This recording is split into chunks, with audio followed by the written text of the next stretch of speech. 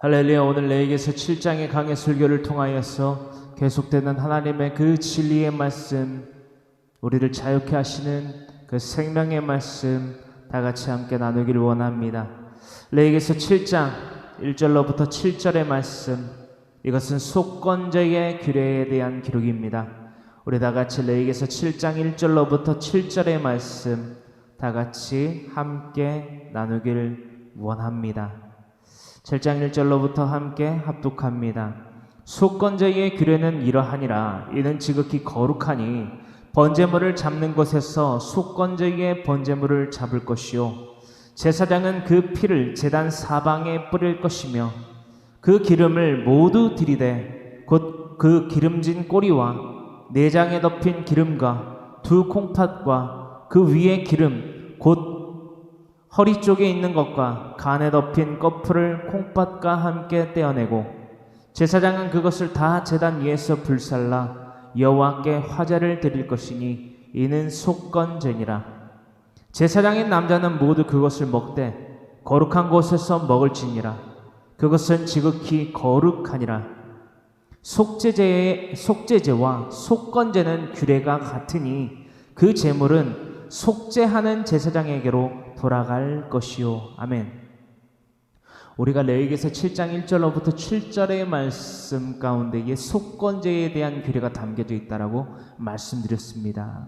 특히나 7장 7절에 속죄제와 속건제는 그 규례가 같다라고 모세를 통해서 하나님은 말씀하시고, 이 땅 가운데에 가장 먼저 이스라엘 백성들에게 그리고 우리에게까지 파랄람바노 인계하고 계십니다.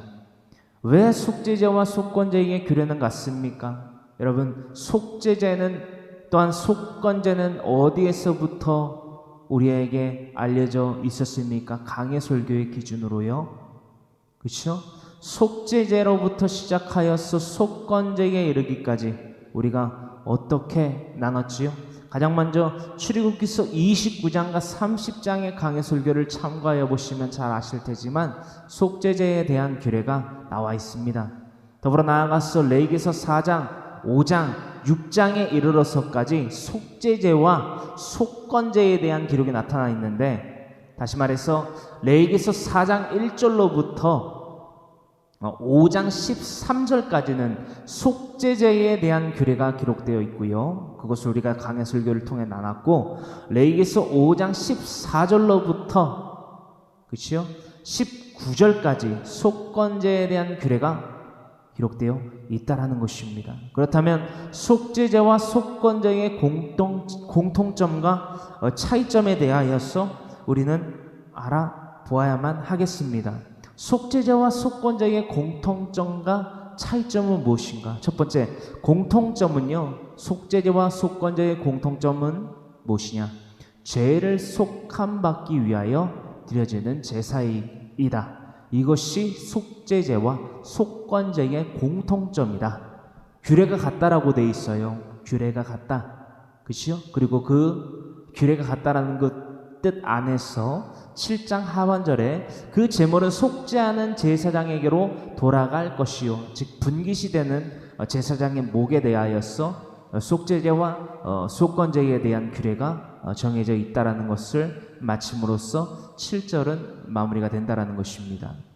그럼으로써 우리는 공통점은 죄를 사함받기 위하여 죄인이 드려야 되는 제사이다 라는 공통점을 속죄제와 속건제의 공통점으로 우리가 파악하게 됐으며, 차이점은 속죄제는 삶 가운데에 율법에 대한, 그 가운데에 율법에 대하여서 무지함 가운데에, 부지 중에 미스테이크라고 하죠, 실수함 가운데에 죄를 지었을 때에 그 죄를 속함받기 위하여 드리는 것이 속죄제라고 우리가 레위기서 4장으로부터 알아봤다라는 거예요. 5장에 이르러서까지요. 5장 13절에 대하여서까지 속죄제에 대하여서 알아보면서 각기 지위에 따라서 드려지는 속죄의 방법이 달랐다. 그렇죠? 그것에 대해서 알아봤지요. 더불어 나아가서 속죄제는 그러한 차이점을 이렇게 속건제와 달리 구별하여 갖고 있다라는 거예요. 속건제는요, 직접적으로 여호와의 성문에 대하여 직접적 범죄를 저질렀을 때에 그 죄를 사함받기 위하여 드려지는 제사가 바로 속건제이다. 고의적으로 여호와께 드려지는 성물에 대하여서 범죄를 하였을 때에 드려지는 제사이다. 이 속죄제와 속건제의 차이점에 대하여서 간략히는 1차적으로 이렇게 나눠보는데요.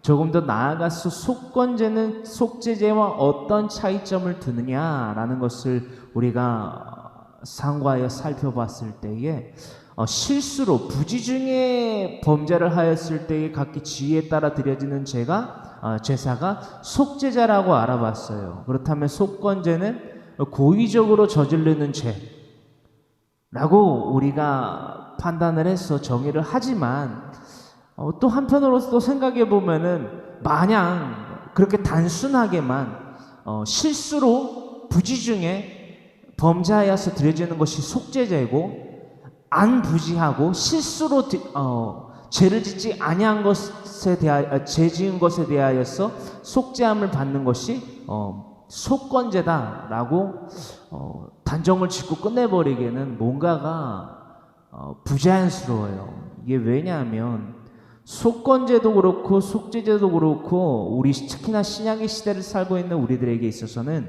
예외는 곧 뭐예요? 삶이란 말이에요. 우리의 삶 가운데에서 부지 중에 저지르는 죄와 고의로 저지르는 죄, 그러니까 율법을 알고 지은 죄와 모르고 짓는 죄에 대하여서 정의를 두었을 때 속건제는 구약의 제사 가운데에서 속건제 가운데에서 그 범죄의 죄가는 뭐냐면 여호와께 드리는 성물에 대하여서 범죄하는 것이잖아요. 그렇죠? 그것이 죄가잖아요. 그러면 신약의 개념에 살고 있는 우리의 삶을 들어봤을 때에 하나님께 드려지는 예배의 성물은 뭐예요? 우리의 삶 그 자체란 말이에요. 그 할렐루야. 그렇기 때문에 신약의 관점에서 봤을 때는 이 구약의 관점에서의 속죄제와 속건제의 공통점이 더 부각되어져서 더 크게 나타난다. 하나의 제사로 드려지는 규범이 된다. 이게 오늘날의 신약의 시대를 살고 있는 우리가 구약의 제사인 속죄제와 속건제에 대한 둘 다 모두 죄이나 속죄제와 속건제에 대한 분별과 그에 대한 정의를 더욱더 뚜렷이 윤곽을 뚜렷이 하여 파악할 수 있는 하나의 테두리다, 중심이다 라는 것을 저는 여러분들에게 정말 강력하게 말씀드리고 싶어요. 제가 말씀드렸잖아요. 속죄제, 특히나 부지중 가운데에 부지함 가운데에 실수로 저지르는 죄, 그죠? 그것이 참으로 크고 엄격한 죄가를 나타낸다라는 거예요. 왜죠? 예수님을 믿지 않는 것이 죄입니까? 아닙니까? 라는 질문을 여러분들에게 어제도 드렸어요.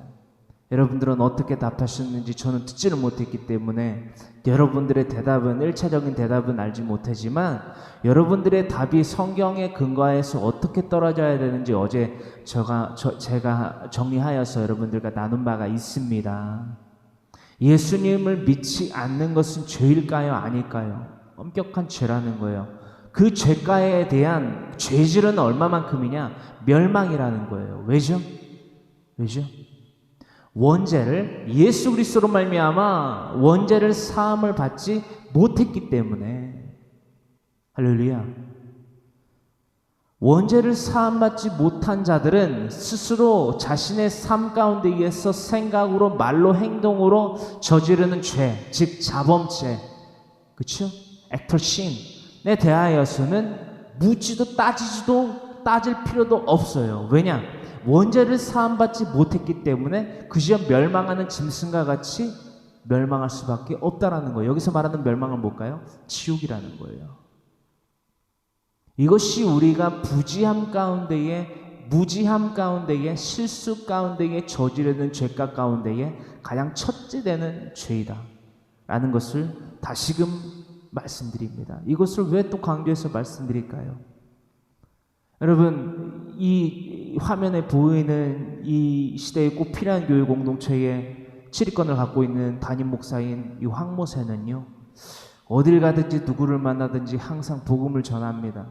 그러니까 목사이니까, 주의종이니까 형식적으로 전해야 돼, 이게 아니라 어찌 보면 형식이지요. 거룩한 형식. 하지만 그것이 어떠한 인간적인 육체적인 습성에 의하여서 나타나는 행위가 아니고요. 예수님 믿지 않는 자들은 그 그것 자체가 큰 죄이고 엄격한 죄이고 중점적 죄이기 때문에 결코 멸망할 수밖에 없어요. 누구를 믿지 않으면? 예수 그리스도를 믿지 않으면, 복음을 믿지 않으면, 그러므로 예수 그리스도를 내 구주로 영접하지 아니하면 그들은 멸망할 수밖에 없다라는 거예요. 여러분들이 사랑한다라고 말하는 여러분들의 부모님과 여러분들의 남편과 아내와 아들과 딸과 사위와 며느리와 손주와 손녀와 친지와 이웃들이요, 예수 그리스도를 내 구주로 영접하지 아니하면 내 구주가 뭐죠? 나의 왕, 나의 임금으로 모셔드리는 거예요.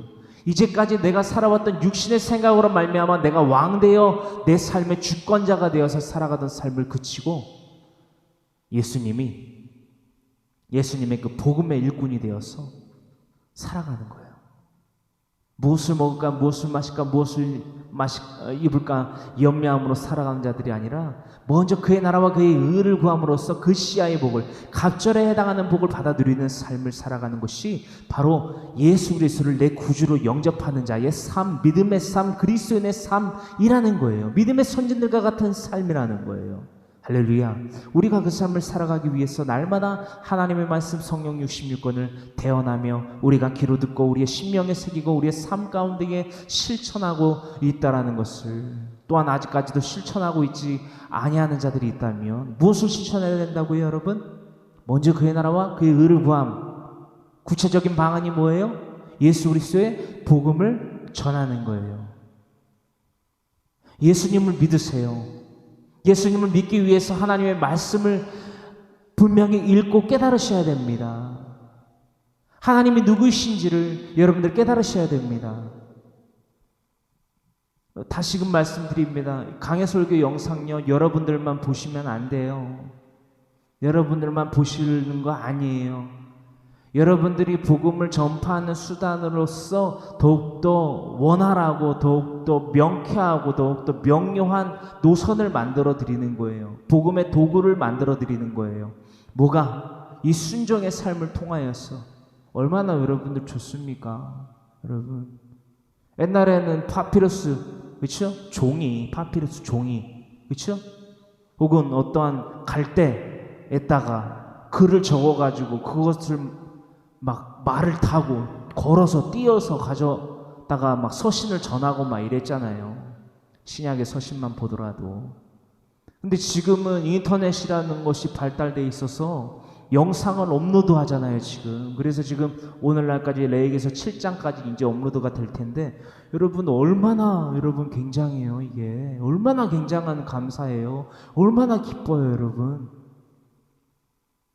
그리고 이 순종의 삶을 살아가기 위해 있어서 여러분들 앞에 보이는 이 황모사라는 주의종이 목숨을 걸었잖아요, 여러분. 이것이 결코 헛되게 되어서는 안 됩니다, 여러분. 예수 그리스도의 그 이름과 그분의 말씀을 전파하는 복음 전파의 상, 그 신령한 것을 뿌리는 삶을요, 여러분 결코 헛되이 되게 해서는 안 됩니다, 여러분. 다시금 말씀드립니다. 이 강해설교의 영상은요, 여러분들만 듣고 보고 끝내는 것이 아닙니다. 할렐루야.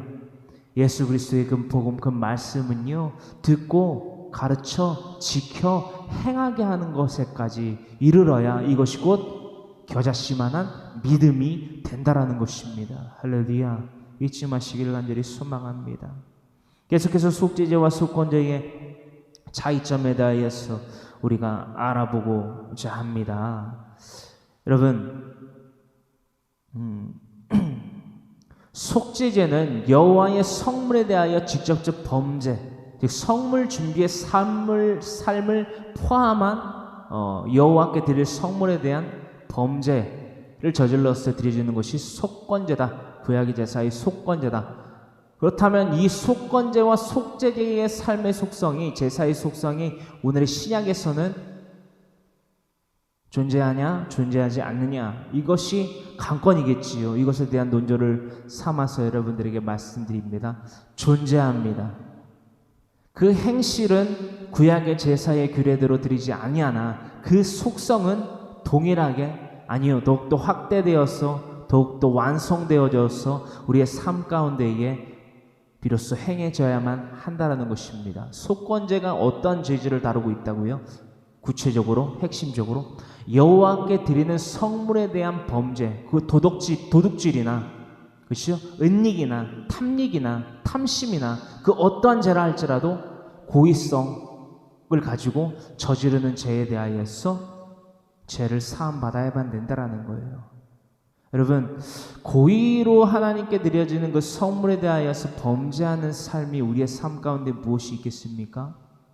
여러분, 하나님보다 내 남편을, 내 아내를, 내 아들을, 내 딸을, 내 며느리를, 사위를, 내 손주를, 손녀를, 친지를, 이웃들을, 내 금, 은, 보화를, 나를 치장하는 삶을, 그 행위를 더욱더 사랑하는 것이 바로 그 삶입니다. 왜지요? 어제도 말씀드렸지요.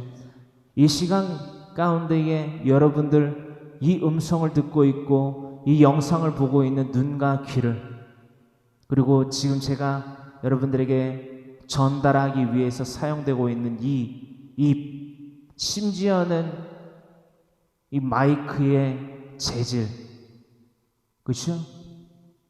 재료, 심지어는 그것을 짓는 사람, 그것을 직조하고 이 마이크를 제조하고 시스템을 고안하고 발명하고 그것을 실용화시킨 그 모든 과정과 그 과정 가운데 들어간 모든 노동을 하는 사람, 하늘, 땅, 구름, 바람, 별, 달, 해, 물, 불, 바람, 이 온 우주, 이것을 지으신 하나님, 그리고 그것을 우리에게 더하신 하나님, 소유권은 누구한테 있습니까? 우리에게 있습니까? 하나님에게 있다라는 거예요. 아, 내가 지금 몸이 강건하니까 내가 내 힘을 통해서 내가 노동을 해서 돈을 벌었어. 누구 거예요? 여러분 거 아니에요, 여러분. 제 거 아니에요. 하나님의 것이에요. 하나님의 것이에요. 소유권에 대한 인정을 여러분 하나님에게 날마다 드려야만 됩니다. 멜기세덱, 그죠? 기억하시죠?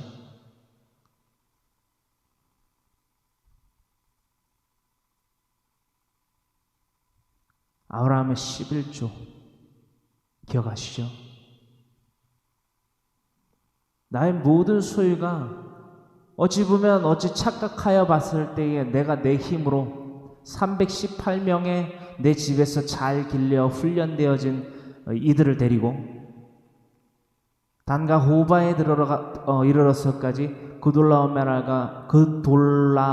왕과 그의 연합군들을 쳐부수고 자신의 조카 롯과 그의 가신들과 그의 처자식들을 또한 그의 모든 소유를 되찾아왔던 아브라함.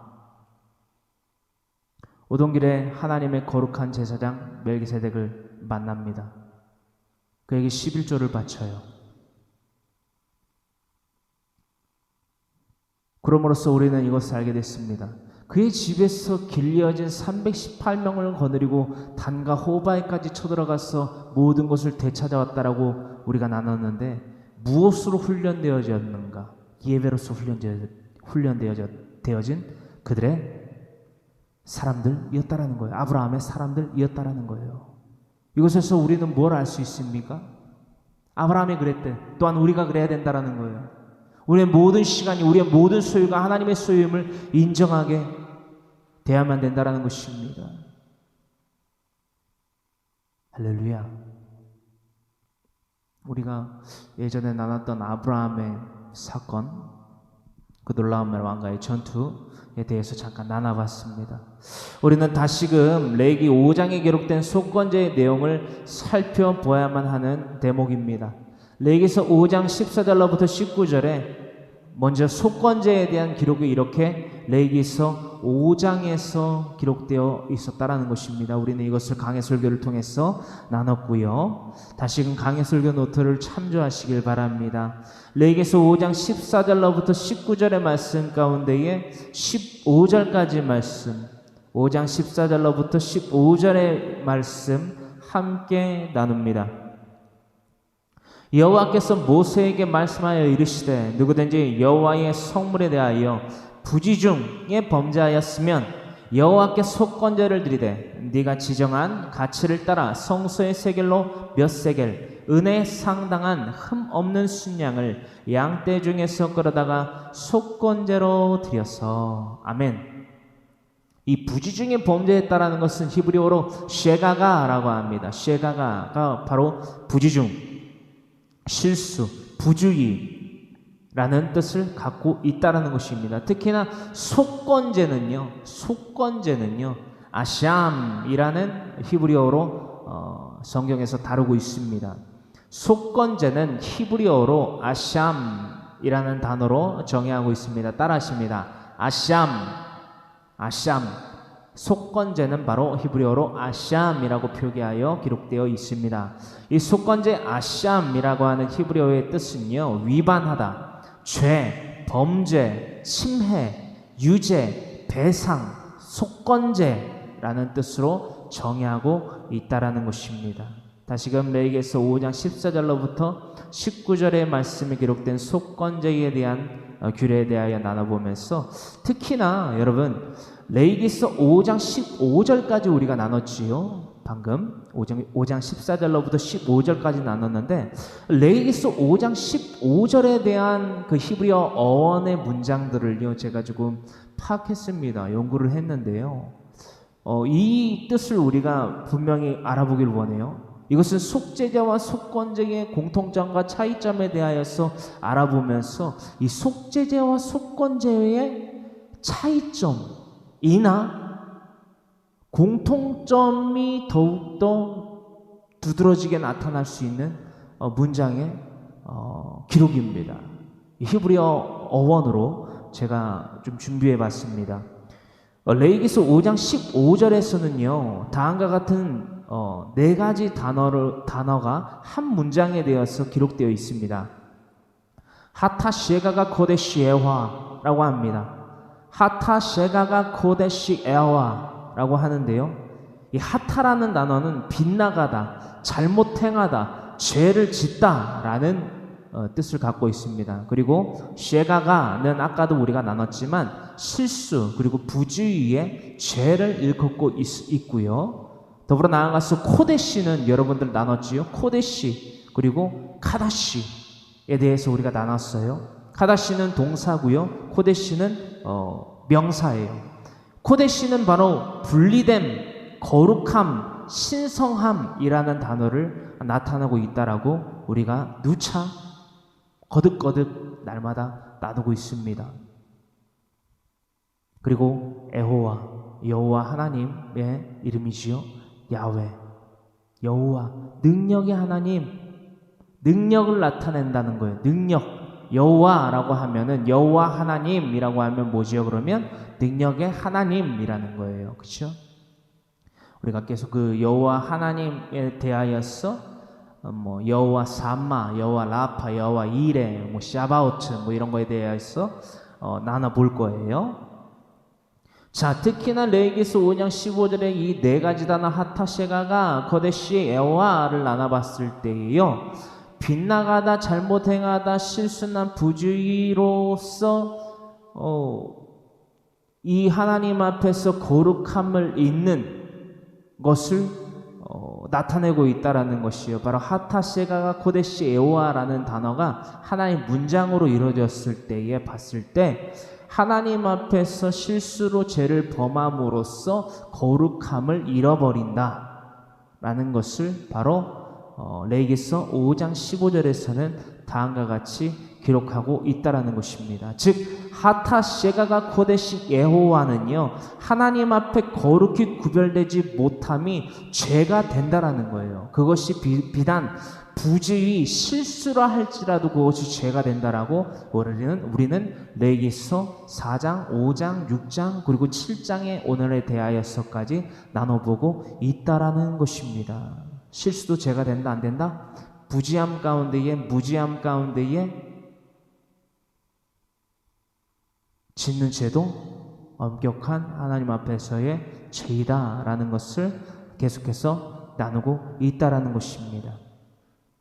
더불어 나아가서 레위기서 5장 14절로부터 19절에 대하여서는요 성물에 대한 잘못을 보상하되 그것의 5분의 1을 더하여 제사장에게 줄 것이요 제사장은 그 속건제의 순양으로 그를 위하여 속죄한 지 그가 사함을 받으리라.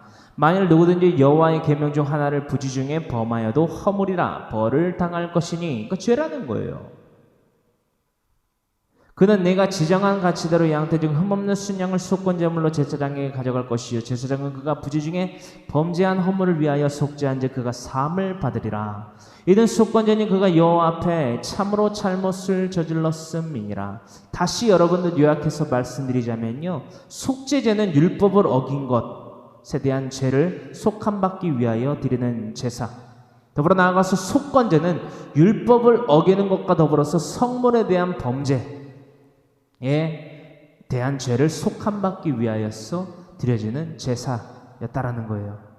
즉 죄질은 같지만 세부적으로는 다르다라고 또한 할 수 있다라는 것입니다. 그 세부적 차이점은 다음의 말씀에서 알 수 있다라는 것입니다. 오늘 본문 말씀 레위기서 7장 그 가운데에 8절로부터의 말씀을 나눠보기를 원하는데요. 가장 먼저 8절의 말씀만 우리가 읽어보기를 원합니다. 계속되는 속건제에 대한 규례를 우리는 나눠보게 됩니다.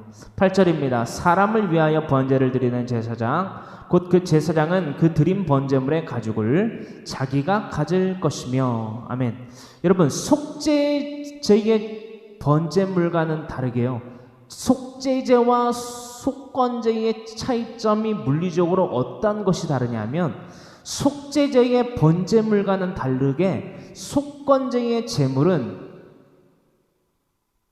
제사장에게 특히나 그 가죽은 제사장의 소유로 삼아졌다라는 거예요. 속죄제의 제물은 속건제와는 다르게 모든 것이 불살라졌어요. 진 밖에서. 여러분 기억하실까요? 여러분들의 기억력을 돕기 위해서 제가 이 말씀을 준비해 왔습니다. 출애굽기서 29장의 말씀이지요. 출애굽기서 29장 14절의 말씀. 출애굽기서 29장 14절의 말씀 가운데에 속죄제에 대한 규례가 기록되어 있지요. 강해 설교 노트를 참조하시고 오늘 이 영상을 처음 보시는 분들은 강해 설교 29장의 강해 설교를 참고하여서 살펴보시길 바랍니다. 업로드되어 있는 영상이고요. 출애굽기 29장 14절 이 속죄제에 쓰이는 고기는요 그리고 가죽은요 똥은요 결국 불살라야만 됐다라는 거예요. 어떤 제사 가운데에 속죄제 가운데에서 말입니다. 우리 다 같이 출애굽기 29장 14절의 말씀을 함께 합독합니다. 그 수소의 고기와 가죽과 똥을 진 밖에서 불살라라 이는 속죄제니라 라고 기록이 되어 있고 그대로 제사를 드렸다는 거예요. 다시금 7장 8절을 읽어보면 사람을 위하여 번제를 드리는 제사장 곧 그 제사장은 그 드린 번제물의 가죽을 자기가 가질 것이며 이게 뭐라고요? 속건제란 말이에요. 근데 이 출애굽기 29장 14절의 속죄제에 대한 규례는 뭐예요? 속건제와는 다르게 속죄제의 제물 가운데에 고기와 가죽과 똥과 그 똥은 그 불살라야 된다라는 거예요. 바로 이것이 속죄제와 속건제에 대한 차이점이라는 거예요. 특히나 번제로서 그것이 속죄제의 제물이 드려질 때에 그렇죠? 피로 그렇죠? 기름으로 드려진다는 것을 우리는 나눠본 바가 있습니다. 특히나 우리는 레위기서 4장에 대하여서 이 속죄제에 대한 기록을 또한 나눠보게 됐어요. 레위기서 4장 11절로부터 12절의 말씀이 기록되고 있는 바와 같이 속죄제 가운데에서 그 제물 가운데에서 가죽과 고기와 머리와 정강이와 내장과 똥, 송아지에 그것은 다 불살라져야만 됐다. 불살랐다. 그것이 속죄제에 대한 규례다. 제사 방법이다. 라고 우리는 강해설교를 통해서 나눠봤습니다. 하지만 속건제의 가죽은 누구의 소유? 제사장의 소유로 그 핏부림을 맡은 예배자의 그 제사를 담당한 제사장에게 돌아가는 분깃이 되었다라는 거예요. 그의 소유로 삼게 되었다라는 것입니다. 레위기서 4장 11절로부터 12절의 말씀의 기록이지요. 그 수송아지의 가죽과 그 모든 고기와 그것의 머리와 정강이와 내장과 똥 곧 그 송아지의 전체를 진영 바깥 재 버리는 곳인 정결한 곳으로 가져다가 불로 나무 위에서 사르되 곧 재 버리는 곳에서 불사를 지니라 라고 레위기서 4장 11절로부터 12절에는 이 수송아지로 드린 이 번제의 형태로서 드린 속죄제로 드린 이 송아지의 가죽과 고기와 머리와 정강이와 내장과 똥, 그렇죠? 그리고 피와 기름으로 드려진, 제가 말씀을 잘못 드렸네요. 피와 기름을 제외한 나머지의 이 육체를 상징하는 이 가죽, 고기, 머리, 정강이, 내장, 똥은 또한 죄를 상징하는 이것들을 불살라야만 됐다라는 거예요. 이것이 바로 레위기서 4장 11절로부터 12절에 다시 한번 기록된 속죄제에 대한 규례라는 것을 통해서 물리적으로 어떠한 것이 속건제와 다른지 우리는 다시금 파악하게 됩니다. 레위기서 7장으로 돌아옵니다. 레위기서 7장 9절로부터 10절의 말씀입니다. 속건제의 규례에 대해서 계속해서 알아봅니다. 레위기서 7장 9절로부터 10절의 말씀입니다. 화덕에 구운 소제물과 냄비에나 철판에서 만든 소제물은 모두 그 드린 제사장에게로 돌아갈 것이니, 속죄제와는 다르게 속건제는 다음과 같은 차이점을 또 두고 있어요. 속죄제와는 다르게 속건제는 화덕에 구운 소제물과 냄비에나 철판에서 만든 소제물은 모두 그 드린 제사장에게로 돌아갈 것이니 라고 기록되어 있습니다. 소제는 여러분 히브리어로 뭐라고 기록한다고 했죠? 민하라고 했어요. 민하 따라하십니다. 민하, 이것이 바로 소제입니다. 소제의 제물 가운데에서 각기 이러한 방법들로 조리하여서 그 예배자가 그 속건제를 드리기 위하여서 제사장에게로 그 예물을 가지고 나올 때에 소제물을 함께 가지고 나오는데, 이 속건제를 드릴 당시에는, 드리는 경우에는 속죄제와는 다르게 이것들을 이렇게 요리하여서 제사장에게로 가지고 왔다라는 거예요. 이것을 우리가 가장 먼저 레위기서 7장 9절을 통해서 알 수 있게 된다라는 것입니다.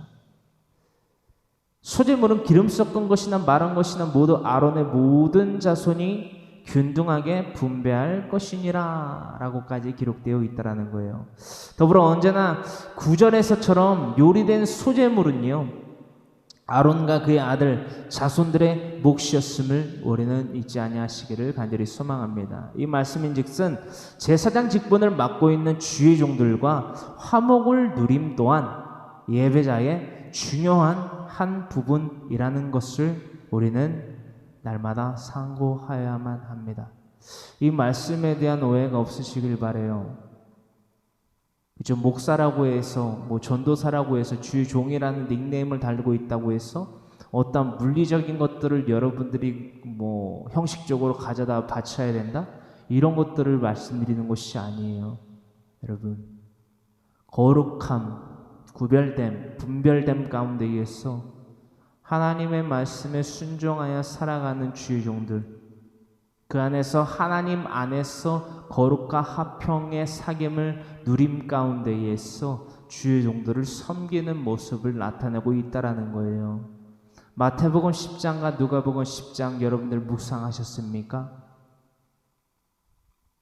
읽고 묵상하라고 여러분들에게 말씀드렸는데요. 마태복음 10장과 누가복음 10장에 예수님의 공생의 삶 가운데에 각기 고을과 성읍으로 12제자와 70인의 제자들을 각기 둘씩 짝지어서 성령의 권능의 능력을 더하심으로 말미암아 귀신을 쫓아내고 병자들을 고치고 즉 복음을 전파할 수 있는 그 능력을 더해 주신 가운데에 각기 고을과 성읍으로 짝지어 보내십니다. 그리고 말씀하십니다.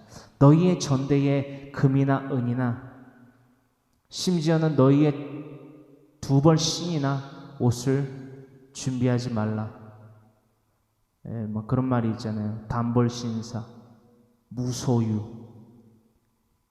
제자들에게 이것을 명하셨어요. 무소유. 이것은 뭐 불교에서도 이런 단어를 가끔 쓰던데 그것을 개의치 않고 말씀드리면 우리의 전대의 금이나 은을 소유하는 것은요 하나님의 명령에 대하여서 근본적으로 아주 주의해야 되며 근절해야 되는 속성입니다. 예수 그리스도의 말씀을 순종해야 된다라는 말씀이에요.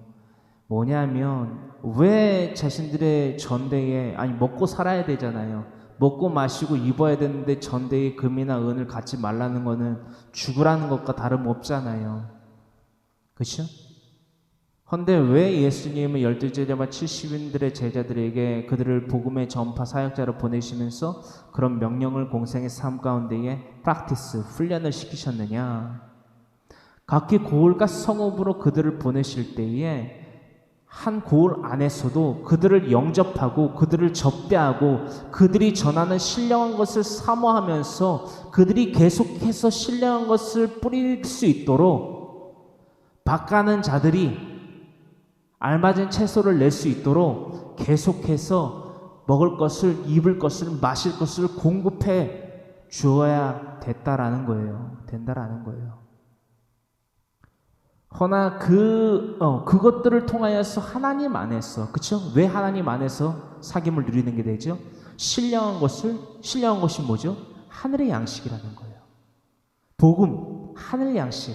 복음, 따라 하십니다. 복음은 하늘 양식이다. 복음은 신령한 것이다. 성경 66권을 의미하고 있는 거예요.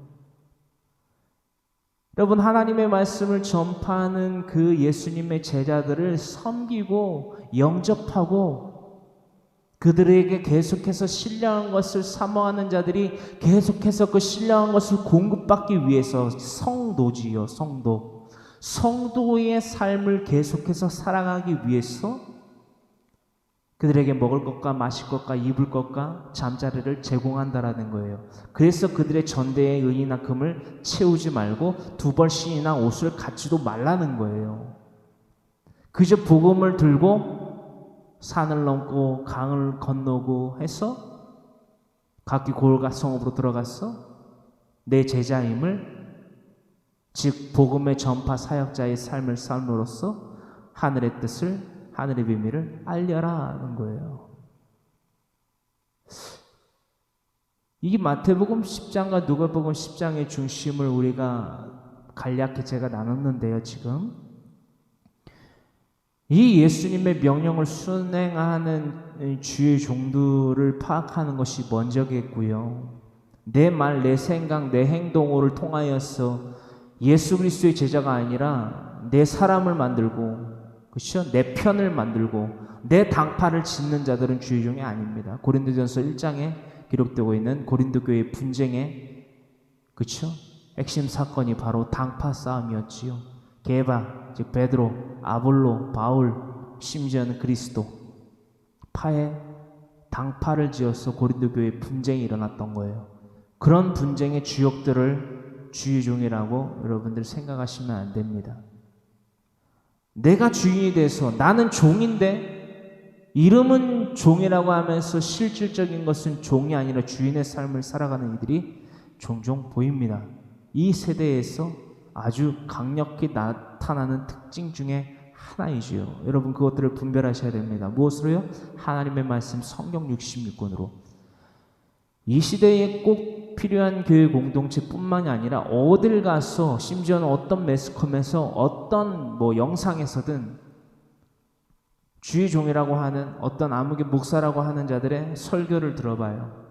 간증은 우선 설교가 아닙니다. 설교를 하는 것을 들어봐요. 그것이 강해 설교든 뭐든 주제 설교든 상관없습니다. 들어봤을 때에 본문을 정해놓고 그 본문은 건들지도 않고 다른 말을 하다가 내려오는 분들도 있고요. 심지어는 말씀의 앞뒤 문맥 맥락을 다 잘라먹고 정말 이른바 악한 거두절미지요. 레토르트 시폰을 먹이는 자들이 있어요. 그러니까는 조금 더디더라도 여러분 지금 보세요. 제가 월요일과 토요일을 제외하고서는 날마다 여러분들에게 하루에 한 장씩 강해 설교를 나눠도 벌써 레위기까지 지금 나누게 됐잖아요. 여러분 성경책을 펴셔가지고요. 창세기부터 지금 레위기 7장까지 이렇게 손으로 한번 잡아보세요. 양이 꽤 돼요. 양이 꽤 돼요. 그리고 천천히 이렇게 넘겨보세요. 여러분 책 한 권이에요. 이렇게 해서 성경 66권을 나누게 되는 거예요. 한 15년 걸려요. 지금 한 15년에서 18년 걸려요. 여러분 행여나 그것을 다 나누기 전에 예수님이 이 땅 가운데 오시더라도 우리는요 진리를 분명히 공급받았어요. 특히나 창출내면신 모세 오경만 나누더라도 성경의 모든 것을 나눴다고 해도 과언이 아니에요. 사실 뼈대예요. 뼈대. 얼마나 기뻐요. 감사해요. 여러분. 그럼으로써 이 신령한 것을 뿌리는 자들을 분별해야 됩니다. 내 생각으로요. 절대 안 돼요. 그거는 정죄예요. 벌 받을 거고요. 하나님의 말씀을 하나님의 말씀대로 하거나 더하거나 빼지도 않고 전하는가. 이게 주의 종이에요. 종이 뭐죠, 여러분? 종이? 주인이 시킨 것을 하는 거예요, 여러분. 내가 하고 싶은 것을 하면서 사는 것은 주의 종이 아니에요. 주인이지. 이것들을 여러분들이 잊지 아니하시기를 간절히 소망합니다. 그렇습니다. 이 주의 종들과 화목을 하나님 안에서 누리는 것은요, 예배자의 중요한 속성입니다. 또한 행해야 됩니다. 그것이 곧 믿음입니다. 그러나 그 소재물들은요, 오롯이 아론의 자손들만이 누렸습니다. 그렇죠? 예배자가 가지고 나와서, 그렇죠? 레위기서 7장 9절로부터 10절에 기록되고 있는 이 소재물들은요, 요리하여서 가지고 있는 소재물들은요, 화목제와는 다르게 이 예배자가 먹지 못했어요. 소유하지 못했어요. 오직 자신이 요리하여 와서 이 레위기서 7장 9절로부터 10절에 근거하고 있는 요리법에 의하여서 요리하여 와서 제사장에게만 줘야 됐어요. 제사장의 소유로만 삼게 해야 됐어요. 즉 예배자는 먹지 못했다라는 거지요. 예배자는 먹지 못했다라는 거예요. 하나의 잔치잖아요. 요리라는 거잖아요. 지금 9절로부터 10절에 기록되고 있는 것은요, 일반적인 무교병의 차원이 아니라 요리되어져 있어요. 맛있게 요리되어져 있다라는 거예요. 물론 맛은 없지만 그 요리를 차려놓고 그 요리의 상에 차려져 있는 요리를 먹지 못했다라는 거예요. 예배자가. 왜죠? 왜일까요, 여러분? 자신의 죄를 온전히 뉘우치라는 거예요. 그리고 온전한 고칠 개의 삶을 이 순간부터 시작하게 되어야 된다라는 아주 강한 속성이 내재되어져 있습니다. 바로 이 속건제의 말입니다. 여러분, 요리를 준비하면서 얼마나 그 냄새가 나겠어요. 그렇죠? 얼마나 그것을 요리하여 놨을 때에 여러분 9절로부터 10절의 말씀 보면 화덕에 구운 소재물, 냄비 안에 철판에서 만든 소재물, 그렇죠? 기름 섞은 것이나 마른 것이나 모두 아론의 소유로 돌려야 된다는 거예요. 그러니까 내가 어떤 조리법에 의해서 이렇게 조리를 했건 배고프니까 먹고 싶잖아요. 이 속건제의 기본 속성은요, 금식이에요. 금식. 여러분들 이것이 아주 중요한 속성입니다. 주의 깊게 들으시길 바랍니다. 속건제의 제사의 규례 가운데의 가장 중요한 속성은요, 금식이에요. 금식. 금식의 이유와 목적에 대해서 여러분들 다음과 같이 깊이 살펴보길 원합니다. 온전한 회개라는 거예요. 육체적인 불편함을 감수해야만 된다라는 거예요. 여러분, 육체적인 불편을 감수해야 된다라는 거 따라하십니다. 속건제는 육체적인 불편을 감수해야만 된다. 육체적인 불편을 감수하는 것이 바로 속건제에 대한 중심 맥락이라는 것입니다.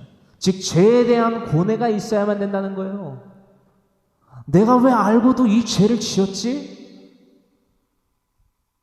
여러분, 내가 왜 이런 죄를 지었지?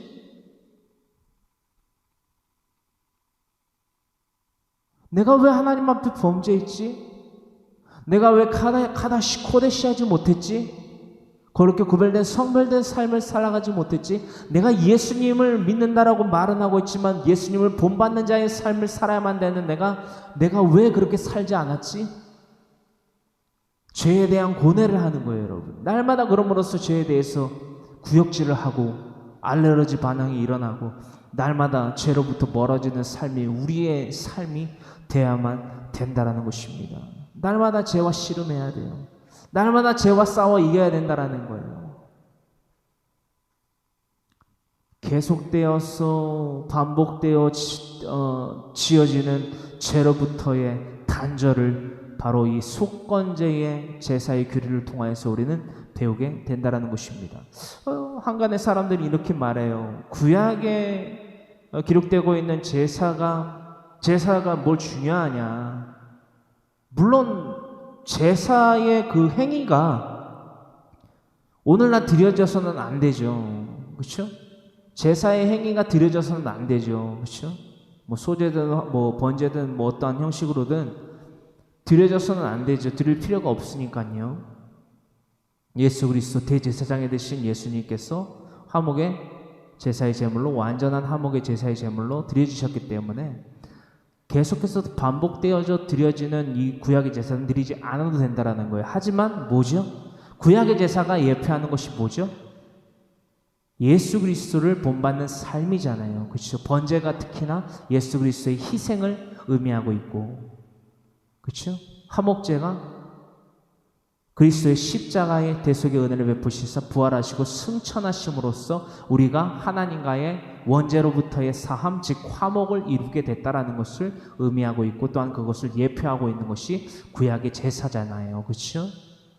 그런 것처럼 이 속성에 대한 행위는 우리가 분명히 받아야만 된다라는 거예요.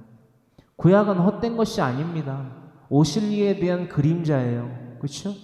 오실리에 대한 그림자란 말이에요. 본영의 그림자란 말이에요. 그래서 이 그림자로부터 그림자를 알게 되면 이 본영을 딱 봤을 때 와! 깨닫게 되는 거예요. 아, 맞아가 되는 거예요. 그림자도 알지 못하고 본영에 대해서 안다고 해서도 안 되고 될 수도 없다라는 것을 우리는 지금 계속해서 강해 설교를 통해서 그 뜻을, 그 의미를, 그 이유를 나누고 있습니다.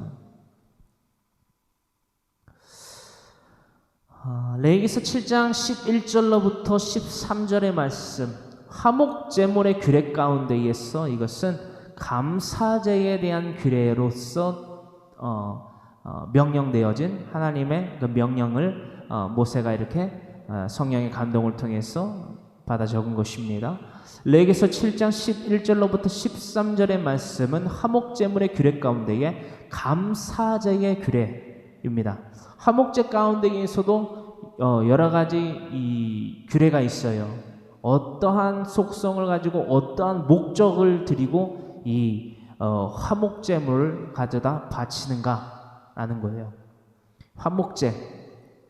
화목제가 바로 11절로부터 기록되어 있는데 11절로부터 13절은 화목제물 가운데에 감사제가 다음과 같이 기록되어 있습니다. 11절로부터 13절의 말씀 함께 합독합니다. 여호와께 드릴 화목제물의 규례는 이러하니라. 만일 그것을 감사함으로 드리려면 기름 섞은 무교병과 기름 바른 무교병과 고운 가루에 기름 섞고 구운 과자를 그 감사제물과 함께 드리고 또 유교병을 화목제의 감사제물과 함께 그 예물로 드리되. 아멘. 여러분들 지금 이 11절로부터 13절까지 말씀을 읽었는데 11절로부터 12절의 말씀은 뭐 익숙할 수 있어요. 근데 13절의 말씀 가운데에 화목제물을 드리는데 그 가운데 감사함으로 드리려면 12절의 말씀의 핵심이고 13절에 좀 의아한 게 있는 거잖아요 지금. 그렇죠? 13절의 말씀 보실까요? 또 유교병을 화목제의 감사제물과 함께 그 예물로 드려라. 유교병을? 여러분, 유교병이 뭐예요? 무교병과 유교병이 있잖아요. 그렇죠? 누룩을 넣은 것이 유교병이고 넣지 않는 것이 무교병인데, 그렇죠? 근데 제사 가운데에서 유교병을 드리면 안 되는데 유교병을 가져다가 드리라는 거예요. 그러니까 제정을 하신 거예요. 정하신 거예요. 이게 뭐지? 가 돼야 된다라는 거죠. 제사에 유교병이 들어진다? 유교병이 뭐죠? 옛사람을 상징하잖아요. 죄의 사람, 죄를 질 수밖에 없는 사람을 상징하는데 유교병을 드린다? 이게 도대체 무슨 의미고 무슨 뜻이고 왜 때문인지 왜인지 우리가 분명히 WHY, Y가 항상 있어야만 된다는 거예요. 제사에, 즉 화목제 가운데에 감사제에 대한 규례 가운데에 어떻게 유교병이 들어질 수 있을까? 이 유교병에 드려지는 감사제, 화목제물을 드리는데 화목제물의 의미가 감사로서 드려지는 것이다. 이 감사로서 드려지는 화목제의 제사의 제물 가운데의 유교병은요, 특히 이 유교병이 핵심인데 이 유교병은요 정말 그야말로 온전한 잔치를 베품을 의미합니다. 할렐루야. 잔치 베품.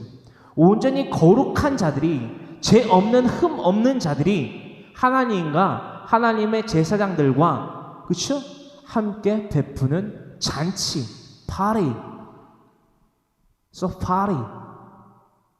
party를 의미한다는 거예요. party. 정결한 자가 하나님 앞에서 누리게 되는 자유, 그리고 또한 그 안에서 누리는 잔치를 의미하고 있다라는 것입니다. 여러분, 이것이 어떤 삶일까요?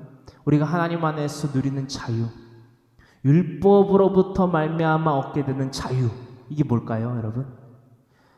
구약의 인물들이요, 신약의 인물들이 아니라 구약의 인물들조차도 어떠한 인물들이죠?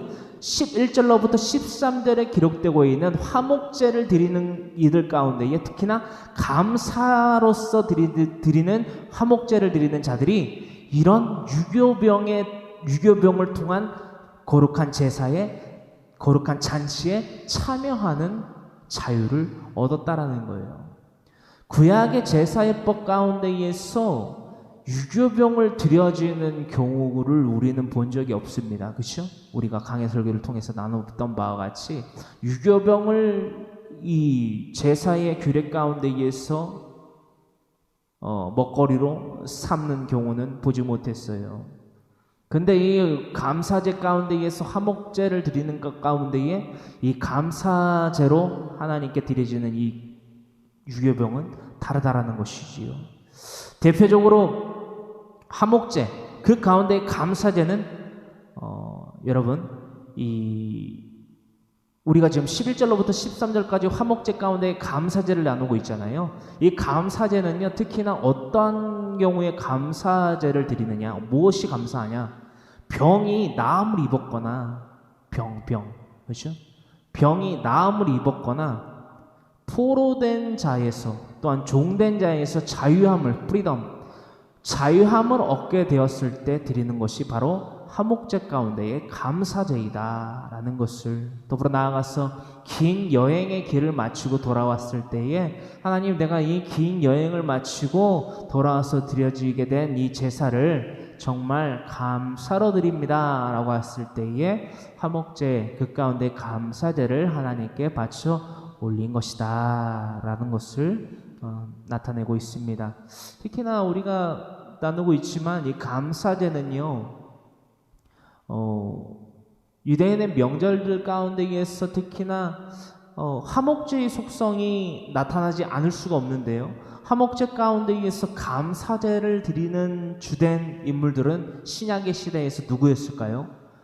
디아스포라, 흩어진 유대인들 혹은 돌아온 유대인들이 각 명절에, 그렇죠? 예루살렘에 모여서 명절을 지낼 때에 이런 화목제, 특히나 감사제의 속성을 가지고 그 부푼 마음을 안고 그 감사하는 마음을 안고 유대 예루살렘의 집결에 모였다라는 것을 우리는 아주 나중에 나누게 될 신약의 말씀의 속성을 지금 미리 알아보게 될 수 있는 부분이라는 거예요. 할렐루야. 레위기서 7장 14절의 말씀입니다. 이것은 화목제물의 규례 가운데에 거제를 통한 아론 자손의 몫에 대한 기록입니다. 14절, 그 전체의 예물 중에서 하나씩 여호와께 거제로 드리고 그것을 화목제에 피를 뿌린 제사장들에게로 돌릴지니라. 아멘. 그 전체 예물 중에서 화목제의 제물 중에서요, 하나씩 여호와께 거제로 드리고, 거제의 최초의 출현은 출애굽기서 29장 27절로부터 28절에 기록되어 있지요. 우리가 나눈 강해설교이기 때문에 굳이 읽어보진 않아도 되겠습니다. 거제, 즉 출애굽기 29장 27절로부터 28절에 기록되고 있는 이 거제를 통하여서 화목제에 피를 뿌린 제사장들에게로 분깃으로 소유로서 돌리게 되는 것이 바로 화목제물에 대한 규례라는 것입니다. 빠르게 읽어볼게요. 출애굽기서 29장 27절로부터 28절, 너는 그 흔든 요제물 곧 아론과 그의 아들들의 위임식 순양의 가슴과 넓적다리를 거룩하게 하라. 위임식, 그죠? 위임식에서 쓰여진 이 제물에 대한 소유예요. 이는 이스라엘 자손이 아론과 그의 자손에게 돌릴 영원한 분깃이요 거룩한 제물이니 곧 이스라엘 자손이 화목제의 제물 중에서 취한 거제물로서 여호와께 드리는 거제물이니라. 이 위임식에 대하여서, 그렇죠? 양 2마리, 가장 먼저 속죄제로 드려지는 송아지, 그렇죠? 에 대한 기록을 우리는 나눠봤기 때문에 굳이 구태여 또 나눠보지는 않겠습니다. 출애굽기서 29장의 강해설교를 참고하시기를 바랍니다. 레위기서 7장 15절의 기록은요, 화목제물의 규례 가운데에 감사제, 그 화목제물의 고기에 대한 사용법입니다. 레위기서 7장 15절의 말씀, 함께 합독합니다. 화목제물의 고기를 어떻게 사용해야 되는가 라는 기록이지요. 7장 15절의 말씀 함께 합독합니다. 감사함으로 드리는 감사제로 드리는 화목제물의 고기는 드리는 그날에 먹을 것이요 조금이라도 그 이튿날 아침까지 두지 말 것이니라. 아멘. 7장 15절의 말씀에 대하여서 우리는 왜 그 이튿날까지 조금도 남겨주지 말라고 하시는가? 조금은 알아요. 우리가 6월절의 십제한 가운데 6월절의 제정에 대하여서 알아봤기 때문에 조금은 이해를 하고 있어요. 이해도가 있어요. 그렇죠? 강해설교를 나누셨던 여러분들은 이해도가 있어요. 근데 이것에 대하여서 우리는 더 깊게 알아보고 넘어가야만 된다는 것입니다. 여러분, 화목제물의 고기는요, 그 이름에 걸맞게 아낌없이 나누어 먹어야만 했습니다. 일단 이 화목제물의 고기를 나눠 먹고 그 이튿날까지 남기지 말라는 속성은요, 우리 신약의 관점에서 더욱더 강화되고 더욱더 완성되어졌습니다. 예수 그리스도의 복음으로 말미암아 말입니다. 여러분, 오늘 하루가 다 가면요, 내일은, 잘 들어보세요 여러분, 오늘 하루가 다 가기 전에 이것을 나누어 먹지 않으면 내일은 그것을 다 불살라야만 합니다. 이것이 구약의 관점에서의 정의이고요. 유월절 특히나 신약의 관점에서는 오늘 하루가 다 가기 전에 예수 그리스도의 몸, 그렇죠? 그 복음을 다 나누지 못하면, 아니하면 내일은 내일의 태양에 뜨는 것이 아니라 내일은 멸망을 맞이하게 된다는 거예요. 어떤 말씀인지 여러분들이 이해가 안 되실 수 있어서 제가 다시금 요약해서 말씀드립니다.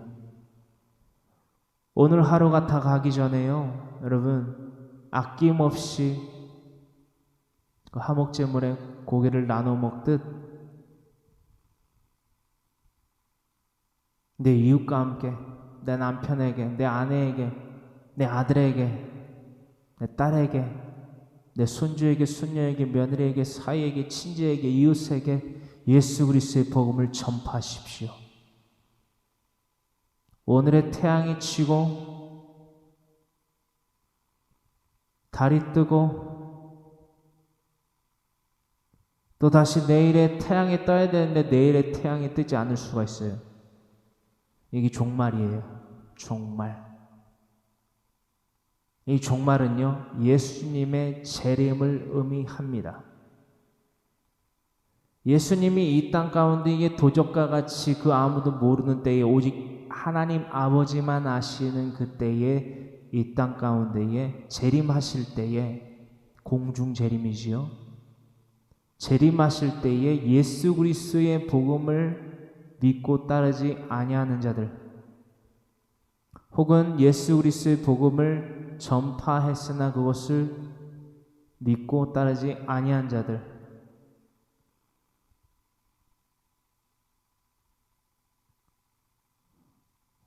또한 근본적으로는 예수 그리스도를 믿지 아니한 자들, 뭘 보고요? 천지와 만물을 통해서 하나님의 영원하신 능력과 신성이 드러나 있기 때문에 로마서 1장 20절의 속성의 말씀과 같이 천지 창조 가운데의 하나님의 영원하신 능력과 신성이 우리에게 보여져 알려졌으나 그것을 통하여서 하나님에 대하여서 즉 진리를 사모하는 데에 마음을 두지 아니하였던 무신론자들, 그렇죠? 불가지론 자들, 신에 대한, 하나님에 대한 이런 이들은 근본적으로 심판을 받습니다. 혹은 더 매서운 시험을 받습니다. 여러분, 누가요? 내가 사랑한다라고 말하는 내 남편이, 내 아내가, 내 부모가, 내 자녀가, 내 형제가, 자매가, 내 아들이, 내 딸이, 며느리와 사위가, 내 손주와 손녀와 친지와 이웃들이 이러한 고통 가운데에 몸부림치게 된다라는 거예요.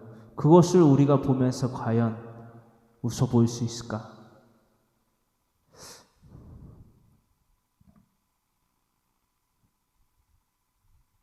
마태복음 6장 34절의 말씀 여러분들 기억하십니까? 한날의 괴로움은 한날로 족하니라. 여러분, 예수 그리스도의 복음을 목숨을 걸고 전하십시오. 그것이 사명 가진 자들입니다. 그것이 예수님을 믿는 자들이 기본적으로 갖추어 행해야만 하는 믿음의 행실입니다. 내가 내 생각에는 지금은 예수 그리스도의 복음의 말씀을 전파할 때가 아닌 것 같고 오히려 부작용이 일어날 것 같고 그래서 안 전해요. 혹은 복음을 몇 번 전해봤는데 그 사람이 믿지 않아요. 그래서 내가 내 안에 그 시리에 빠졌어요. 막 그거는요, 여러분, 예수 그리스도를 믿는 것도 아니고요, 예수 그리스도의 종의 삶을 살아가는 것도 아니고 내가 내 생각대로, 내 판단대로, 내 행함대로, 내 언어대로 살아가는, 내가 주인 되어서 살아가는 무신론자보다 더한 우상 숭배자입니다. 왜? 출애굽기 32장의 우상 숭배를 어떤 사건에서 우리가 알게 됐죠? 배웠죠? 금송아지 사건.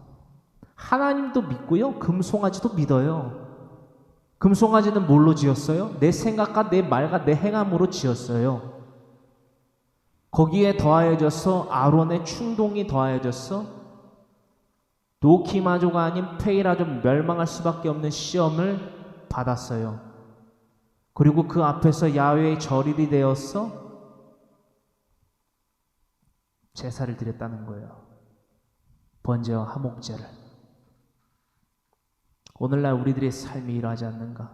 제가 지금 방금 막 힌트를 드렸어요. 여호와의 절일에 대해서 금송아지 앞에 토단을 쌓고 그 앞에서 번제와 화목제를 드렸다. 이들이 어떻게 됐죠? 3,000명가량의 레위 자손의 칼에 의해서 그 폭력의 도구로 인해서 멸망을 당했다는 거예요. 누가요? 이스라엘 백성들이. 이스라엘 백성들이 누구죠?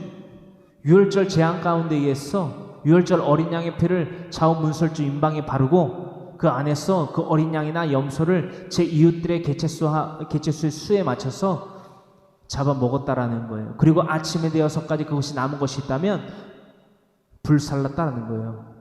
남기지 않고. 그렇게 해서 출애굽을 했던 이스라엘 1세대의 백성들이 출애굽기 32장에서 신강야에서 금송아지 사건을 일으키고 그 금송아지 사건으로 말미암아 약 3,000명가량이 도륙을 당했다는 거예요. 이제 여기까지 여러분들한테 말씀드렸으면 적어도 여러분들이 창세기에서 1장부터 지금 레위기에서 7장까지 강해 설교를 듣고 지켜 행하는 믿음 가진 자들이라고 말하고 있다면 한번 여러분들의 삶을 점검해 보시길 바라요. 내가 첫째로 내 가정에 있어서 내 자녀에게, 내 부모에게, 내 남편에게, 아내에게, 내 자녀에게, 내 친지에게, 이웃들에게 본이 될 만한 삶을 살아가고 있는가? 내 육체적인 생각과 말과 행동으로 내가 생각하기에 선한 행실과 아름다운 행실, 내가 말하는 그 사랑을 말하는 게 아니에요. 예수 그리스도의 복음의 전파자의 소명과 사명을 맡은 자로서 그 어떠한 것에도 거치는 자가 되지 아니함을 의미한다라는 거예요. 나는 오직 예수 그리스도의 복음을 전파하는 하나님의 사람임을 내 남편도 알고 내 아내도 알고 내 자녀들도 알고 내 친지들도 알고 내 이웃들도 나를 그렇게 여기냐라는 거예요.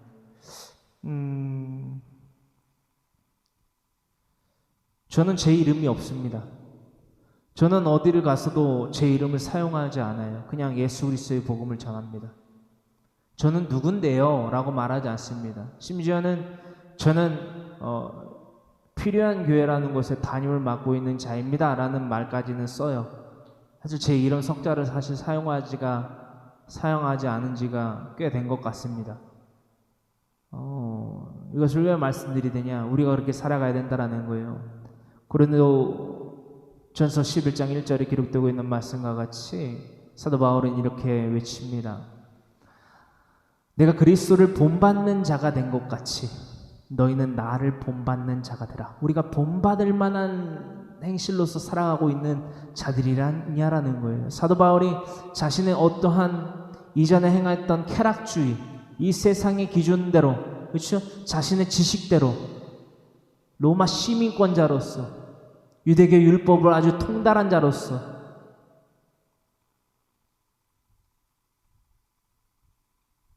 가말리엘의 소생으로서 가문의 교육생, 문화생으로서 어떤 지식을 막 알리고 했던 그 삶을 본받으라고 한 것이 아니잖아요. 그리스도를 본받는 자가 됐다, 내가. 그러므로 너희는 나를 본받는 자가 되라. 곧 누구를 본받는 거예요? 예수 그리스도를 본받는 거예요, 여러분.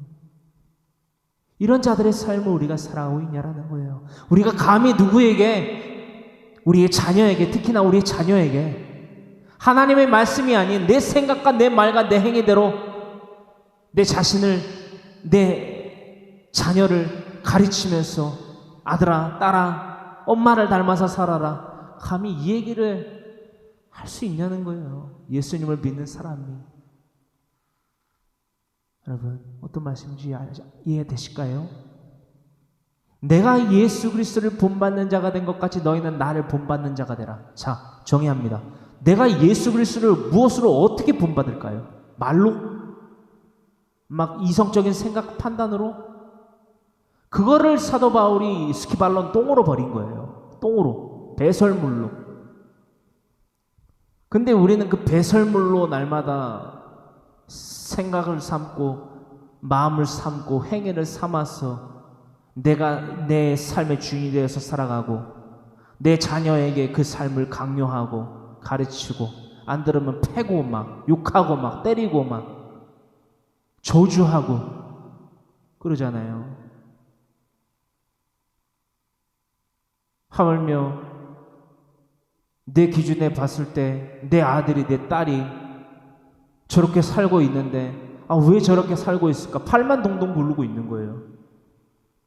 나는 저렇게 안 키웠는데 그렇게 키웠어요. 여러분들이 그렇게 키운 거예요. 제가 말씀드렸잖아요.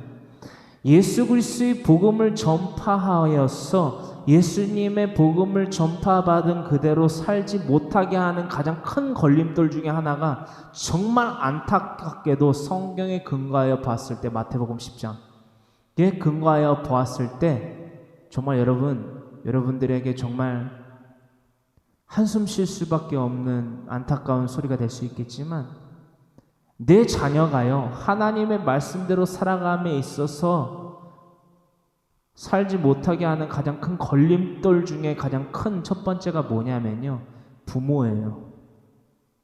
부모. 이 세상 가운데에서도요 심지어 이런 말이 있어요. 부모의 등은 자녀의 거울이 됩니다. 들으셨죠? 이런 말씀 아시죠? 부모의 등은요 자녀의 거울입니다. 자녀는요 부모의 등을 보고요 부모의 행실을 보고요 그대로 그 부모의 등을 보듯이 쫓아갑니다. 잘 들으세요 여러분. 부모의 등을 보고 자녀는 따라가요. 그 삶을 그대로 따라갑니다. 나는 그렇게 안 키웠는데 아니요. 그것에 대해서 핑계를 할 수가 없어요. 여러분들이 그렇게 키운 거예요. 여러분, 이 결정해야 될 때입니다. 결정해야 될 때예요. 오늘날 반드시 결정해야 됩니다.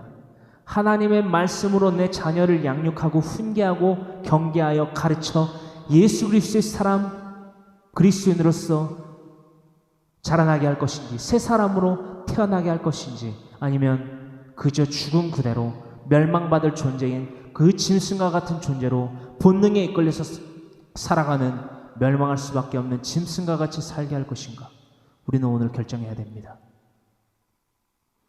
저는 이미 여러분들의 자녀와 여러분들의 개인과 여러분들의 친지와 이웃들이 짐승과 같이 멸망하게 될 수밖에 없는 삶을 청산하라고 예수 그리스도의 복음의 그 명령을 이행하여 왔습니다. 그 증거가 바로 창세기부터 레위기서 7장의 오늘에 이르러서까지의 하나님의 말씀을 가감없이 전하는 강의 설교, 성경 강론이 바로 그에 대한 증거입니다.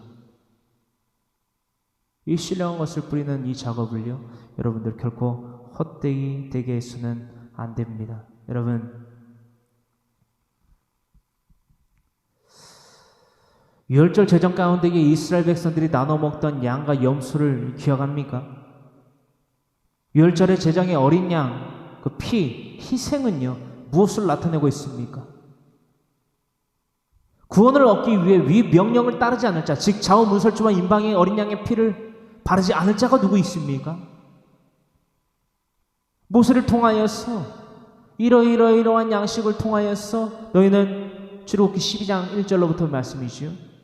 이 유월절의 제정 가운데에 이 유월절 어린 양의 피를 좌우 문설주에 바르고 좌우 임방에 바르고 좌우 문설주와 임방에 바르고 어린 양을 그렇죠? 잡아 내 이웃의 수를 헤아려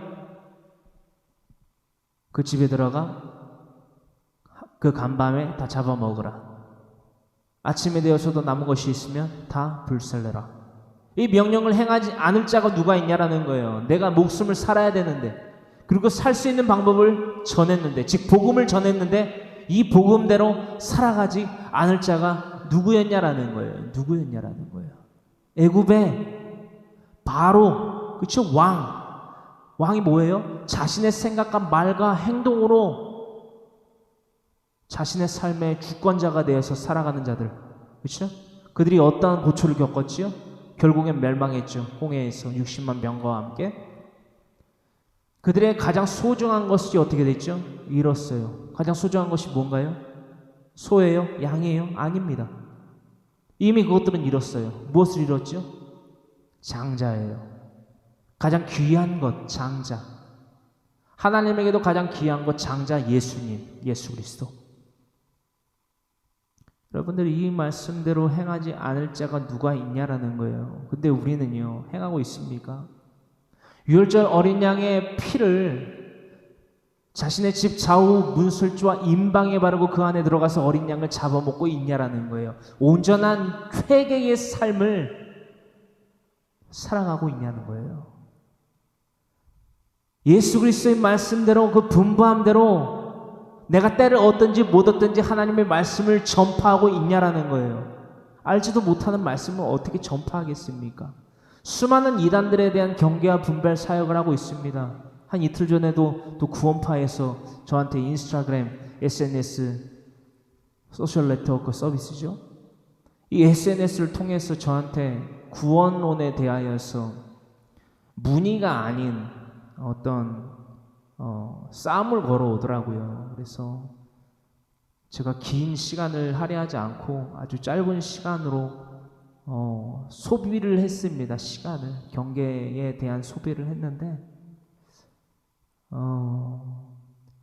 그 사람도 본인이 선택하게 될 거예요. 이제 저한테 더 이상의 말은 못 하더라고요. 그 사람은 즉 원죄와 자범죄에 대한 구별을 해주고 예수님이 이 땅 가운데에 십자가 내속의 은혜를 베푸신 것은 우리의 원죄를 사함받게 하려 하심이다.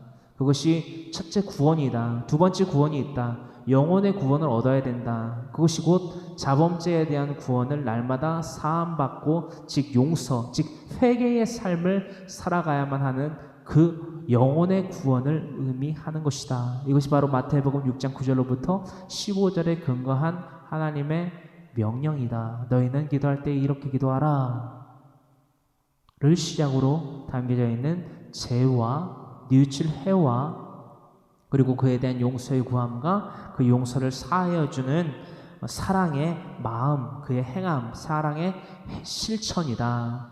원수를 사랑하라. 원수를 여러분들 어떻게 사랑해요, 여러분? 원수에 대한 개념이 뭐예요, 여러분? 원수가 뭐예요? 원수라는 것에 대한 정의가 뭐예요? 원수가 될 만한 죄를 저질렀을 때 이 사람은 내게 있어서 원수가 되는 거예요. 근데 원수는요, 내가 그 사람에 대해서 원수라는 정의를 내린다고만 해서 되는 것이 아니에요. 성경에 근거하여서는 그 사람도 나에 대하여서 어떤 죄를 저질렀다라는 것에 대한 인식이 있어야 돼요. 여러분 그러하였을 때에 이 사람이 내게 와서 용서를 구할 때에 이 사람이 비단 나의 자식을 죽였을지라도 심지어는 나를 상하게 해서 내 몸을 상하게 해서 내 눈이 하나가 없어졌을지라도 내 팔이 하나 잘렸을지라도 그 사람을 사랑으로 품어주는 것이 사랑입니다. 왜? 이 사람의 영혼이 구원받아야 되거든요. 이 사람의 죄가 사함받아야 되거든요. 그래서 사랑해주는 거예요. 원수를 사랑하라. 원수가 누군지도 모르는데 무슨 원수를 사랑합니까, 여러분?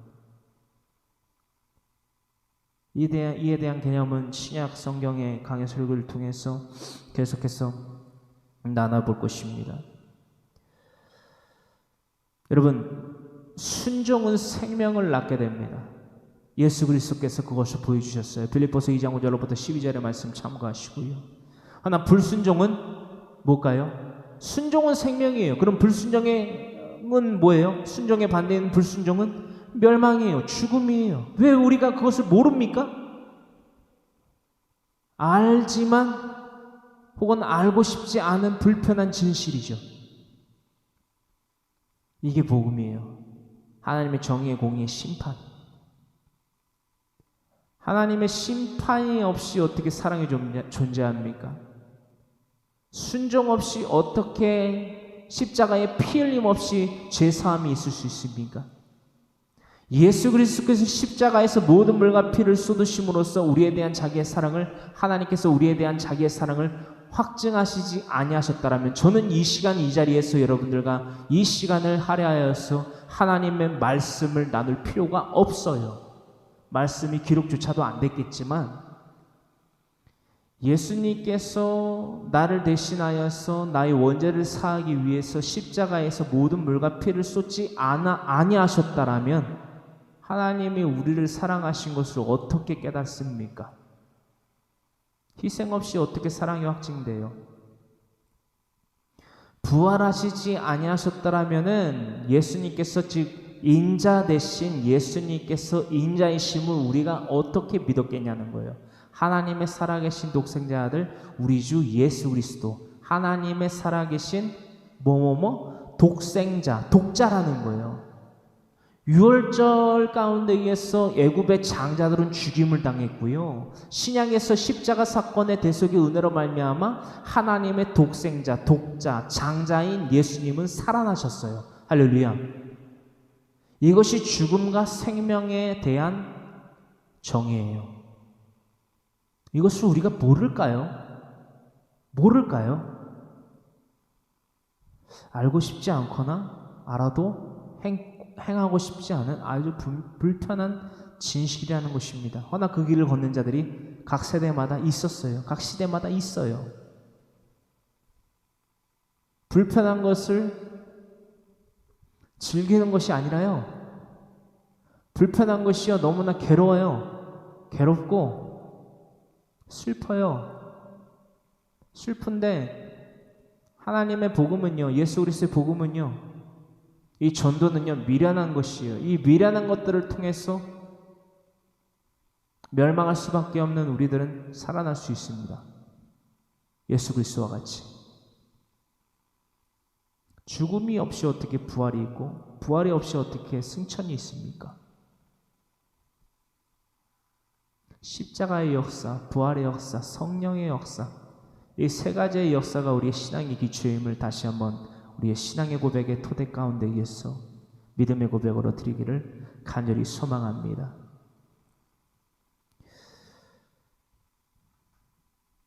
여러분, 우리의 삶 가운데 유월절 어린 양의 피를 통해 이웃과 함께 하나님 안에서 화목을 누리며 구원을 얻었듯이요, 그렇죠? 이스라엘 백성들이 모든 인류가 하나님 안에서 구원을 얻게 해야만 합니다. 그것이 너와 나 우리의 사명이라는 것이에요. 할렐루야. 출애굽기 12장 1절로부터 10절의 말씀을 참고하시기를 바랍니다. 레위기서 7장 16절로부터 21절의 말씀은요, 화목제물의 규례 가운데에서 감사제와는 다른 서원제와 자원제물에 대한 거룩성을 나타내고 있습니다. 레위기서 7장 16절로부터 21절의 말씀은요, 화목제물의 규례 가운데에서 서원제와 자원제, 즉 감사제와는 다른 서원제와 자원제에 대한 거룩성을 나타내고 있습니다.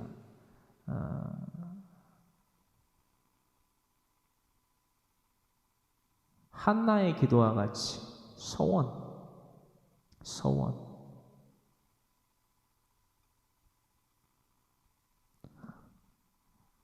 내게 아들을 주신다면 하나님께 바치겠습니다. 그 아들의 삶을.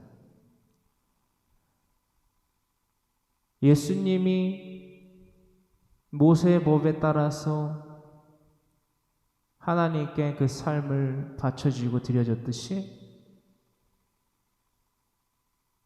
한나 또한 이런 서원의 기도를 드렸다는 거예요. 거기에서 나오는 그 서원, 우리가 알 수 있는 그 서원 사건이시요. 그리고 자원은 무엇인지 우리가 16절로부터 21절의 말씀을 통해서 알아봅니다. 16절로부터 함께 합독합니다. 그러나 그의 예물의 제물이 서원이나 자원하는 것이면 그 제물을 드린 날에 먹을 것이요, 그 남은 것은 이튿날에도 먹되. 이게 감사제와 또 다른 것이죠. 서원제와 자원제의 제물 가운데에서 이 제물은, 남은 것은 이튿날에도 먹되. 17절. 그 제물의 고기가 셋째 날까지 남았으면 불사를 지니. 셋째 날에까지 남았으면 불살라야 된다. 셋째 날, 나흘이네요. 우리가 이 정도까지 강해 설교를 나눠봤으면 계속해서 신약을 왔다 갔다 하는 이유가 바로 이거예요. 우리가 신약의 말씀들을 나누지 않았다면 강론 가운데 의해서 이 17절의 말씀, 그 제물의 고기가 셋째 날까지 남았으면 불살을 찌니, 이게 번제의 이게 태우는 속성을 갖고 있는 번제의 속성이 나타나는 것은 무엇이죠? 예수 그리스도의 부활이에요. 그렇죠? 예수 그리스도의 부활이에요. 그 부활의 때를 의미하는 것이요. 이러한 의미들을 우리는 분명히 상고하게 됐다라는 것이지요. 18절의 말씀입니다. 만일 그 화목제물의 고기를 셋째 날에 조금이라도 먹으면 그 제사는 기쁘게 받아들여지지 않을 것이라. 드린 자에게도 예물답게 되지 못하고 도리어 가증한 것이 될 것이며 그것을 먹는 자는 그 죄를 짊어지리라. 여러분들 16절로부터 18절 말씀 가운데 이 18절 말씀 3일이 되었어도 그것을 불사르지 않고 그것을 먹는 자들이 있다면 그 제사는 헛된 것이다. 이게 무슨 말씀인지 여러분 아세요? 온전한 예수 그리스도의 십자가 대속의 희생, 모든 물과 피를 쏟으심, 그리고 장사한 지 사흘 만에 즉 3일 만에 부활하시지 아니하시면 그것은 온전한 대속의 제물, 온전한 화목제의 제물로서 인자가 즉 인자도 되지 못했겠죠. 이 예수님이 하나님의 아들로서의 인침 더불어 나아가서 온전한 대속의 제물로 바쳐 드려진 것이 되지 못한다라는 거예요. 할렐루야. 예수님은 장사한 지 사흘 만에 부활하셨습니다. 이것을 우리는 다음과 같은 이 말씀을 통하여서 그 의미를 되새기게 된다라는 것입니다. 드린 자에게도 예물답게 되지 못하고 하반절 18절 하반절 도리어 가증한 것이 될 것이며 그것을 먹는 자는 그 죄를 짊어지리라. 19절 그 고기가 부정한 물건에 접촉되었으면 먹지 말고 불사를 것이라. 그 고기는 깨끗한 자만 먹을 것이니 만일 몸이 부정한 자가 여호와께 속한 화목제물의 고기를 먹으면 그 사람은 자기 백성 중에서 끊어질 것이요 만일 누구든지 부정한 것, 곧 사람의 부정이나 부정한 짐승이나 부정하고 가증한 무슨 물건을 만지고 여호와께 속한 화목제물의 고기를 먹으면 그 사람도 자기 백성 중에서 끊어지리라. 20절과 21절에 이러이러한 죄를 즉 부정함 가운데에서 3일이 지난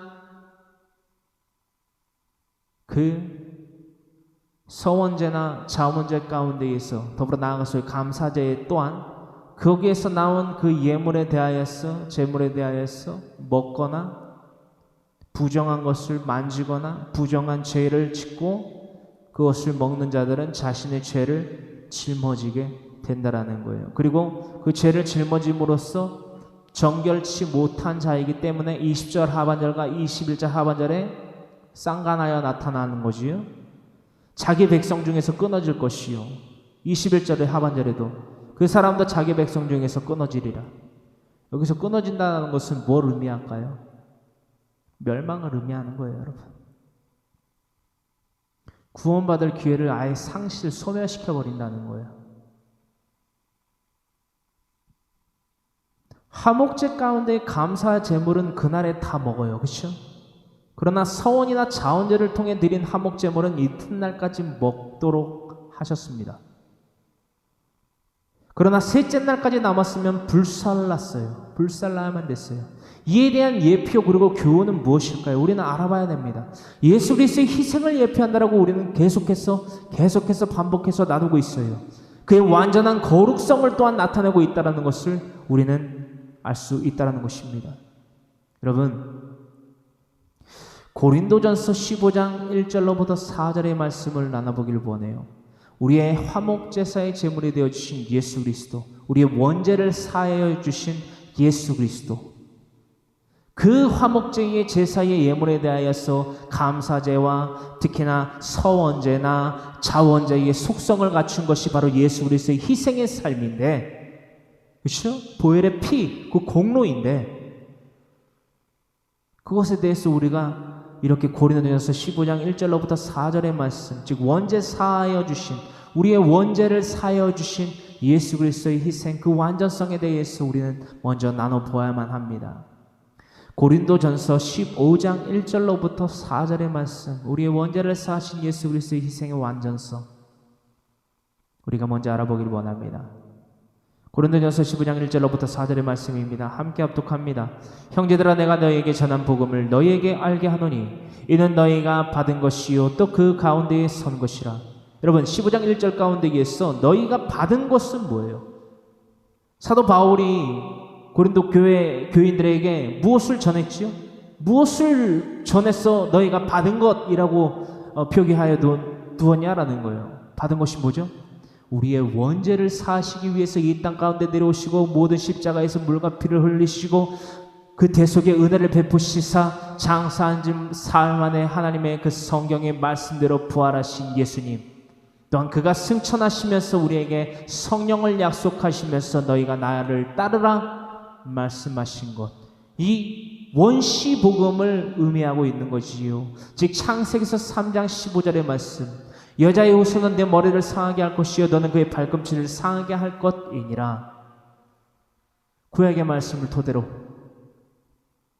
이것이 바로 고린도전서 15장 1절에 형제들아, 내가 너에게 전한 복음, 그 가운데 너에게 알게 한 복음, 이는 너희가 받은 것이라고 하는 원시 복음이라는 거예요. 원죄에 대한 복음, 구원, 또 그 가운데에 선 것이라, 스타트를 한 거지요. 마치 세례 요한에게 요단강에서 각기 지천에서 몰려온 이들이 세례 요한에게 요단강에서 세례를 받으러 나올 때에 뭐에 합당한 열매를 맺기 위하여서 요단강에 발을 담갔나요? 바리새인들과 사두개인들과는 다르게 회개에 합당한 열매를 맺기 위해서 요단강에 발을 담그고 한 발자국 한 발자국 세례 요한 앞으로 나와서 세례 요한에게 회개의 세례를 받았다라는 거예요. 할렐루야. 그런데 그 가운데에서 바리새인들과 사두개인들도 군중심리에 이끌려서, 그렇죠? 혼합 종교주의, 진짜 그때부터 WCC가 있었나 봐요. 와서 세례 요한에게 요단강에서 세례를 받으려고 하니까 세례 요한이 뭐라고 그래요? 이 독사의 자식들아, 누가 너희에게 임박한 진노를 피하라 하더냐. 이 말인즉슨 뭐예요? 회개의 세례를 전파하고 있는데 너희가 정말 어줍지 않게 군중심리에 이끌려서 친구 따라 강남 가듯 너희가 이 세례의 의미를 알지도 못하고 너희가 이 세례를 받으려고 지금 요단강에 발을 담고 내 앞으로 와서 세례를 받으려고 하냐? 헛되고 헛되다는 거예요. 정신 차리라는 거예요. 그러나 고린도 교회의 사람들은 회개의 세례를 받고 사도 바울에게 받고 이 가운데에 사도들 가운데에 누군가에게 받고 고린도 교회의 공동체의 일원이 됨 가운데에 서 있다라는 것을 의미하고 있다라는 거예요. 그러므로써 너희가 이것을 잊지 말라는 거예요. 15장 2절, 너희가 만일 내가 전한 그 말을 굳게 지키고 헛되이 믿지 아니하였으면 그로 말미암아 구원을 받으리라. 할렐루야. 원죄에 대한 사함을 받았잖아요. 그러니까 구원, 이것도 구원이거든요. 첫째 구원, 구원을 얻었는데 뭘 또 구원을 얻으라는 거예요. 지금 자범죄에 대한 구원을 얻으라는 거예요. 내가 예수 그리스도의 그 복음을 전파하고 너희가 회개의 세례를 받았다면 너희가 그 회개의 세례에 합당한 열매를 맺어라. 그럼으로써 완전한 영원한 구원을 이뤄라. 히브리서 11장 13절로부터 16절까지 기록되고 있는 말씀 가운데에, 그렇죠? 우리를 위하여 예배된 한 성읍에 들어갈 수 있도록 너희의 믿음을 단련하라 라는 거예요. 이 정의를 우리는 분명히 갖고 있어야만 됩니다. 여러분 잘 들으세요. 교회는 여러분들에게 구원을 줄 수 없습니다. 교회 건물은 여러분들에게 구원을 줄 수 없습니다. 여러분들이 교회가 되지 않는 이상 교회 건물은 여러분들을 구원할 수 없어요. 명심하십시오. 명심하세요. 교회를 다닌다고 구원을 얻을 수 있을 거라는 착각에서 이제는 헤어나와야만 합니다. 적어도 이 강의 설교를 창세기서부터 이 레위기서 7장까지 나눴던 여러분들이라면 특히나 그 착각 가운데에서 하루속히 깨어나야만 합니다. 내일의 태양이 안 뜰 수도 있어요. 내일은 곡하는 소리가 들릴 수도 있어요. 그야말로 멸망의 곡을 부르짖는 날이 도래할 수도 있다는 것입니다. 한날의 괴로움은 한날로 좋게 해야 돼요. 왜요? 전도는 미련한 것이라니까요, 여러분. 내가 봤을 땐, 내가 생각했을 때는 내가 지금 이 예수님을 전하면 안 될 것 같고 복음을 전파하면 안 될 것 같아. 그러다가 내일의 태양이 안 뜬다고요, 여러분. 내가 사랑한다라고 말하는 내 남편과 아내와 내 부모와 내 자녀들이요, 멸망하는 짐승들이 되어서 심판을 받게 된다고요. 나는 천국에 가게 될까요? 내가 사랑한다라고 말하는 자들에 대한 그 말에 대한 책임도, 사랑의 확증도 못한 자가 어떻게 천국에 가겠습니까? 에스겔서 3장 16절의 말씀, 3장 전체 다 읽어보세요. 그리 길지 않으니까. 에스겔서 3장 꼭 읽어보세요. 꼭 읽어보세요. 꼭 읽어보세요. 여러분들이 꼭 읽어보셨으면, 그리고 깨달으셨다면 이제 반드시 행해야만 합니다. 내일의 태양이 뜨지 않을 수도 있어요.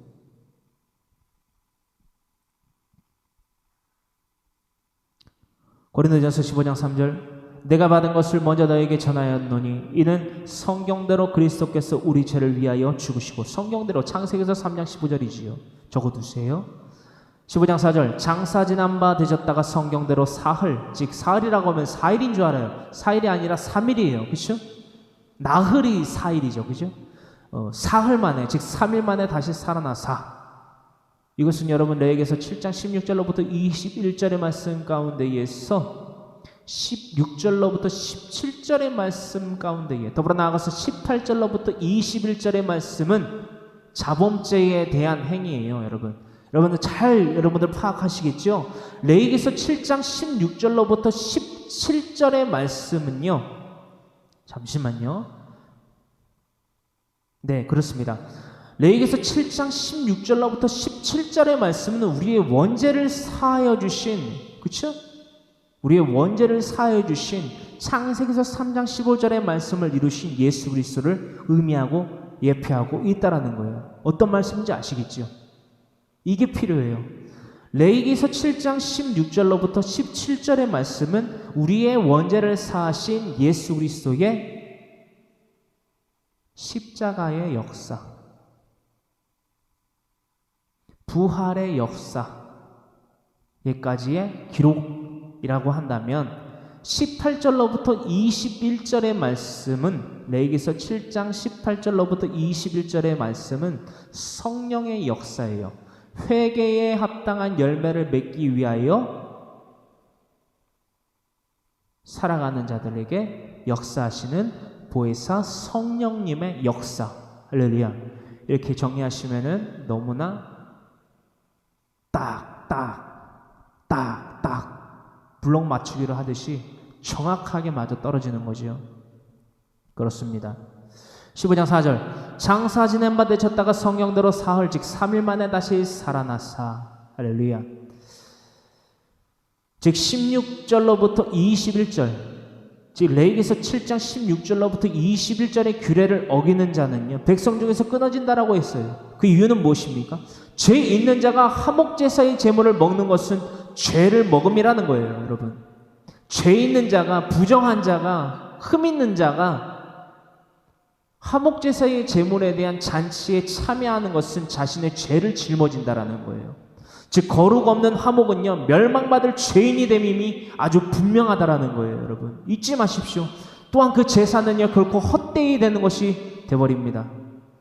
그 제사를 드려지는 제사장의 행위와 그 모든 제사의 규례와 과정이요, 결코 다 헛된 것이 되어버리는 거예요. 파토가 되어버리는 거죠. 파토. 엎어지는 거예요. 다 깡그리. 여러분들 이제 결정해야 될 때라고 여러분들이 분명히 말씀드렸어요.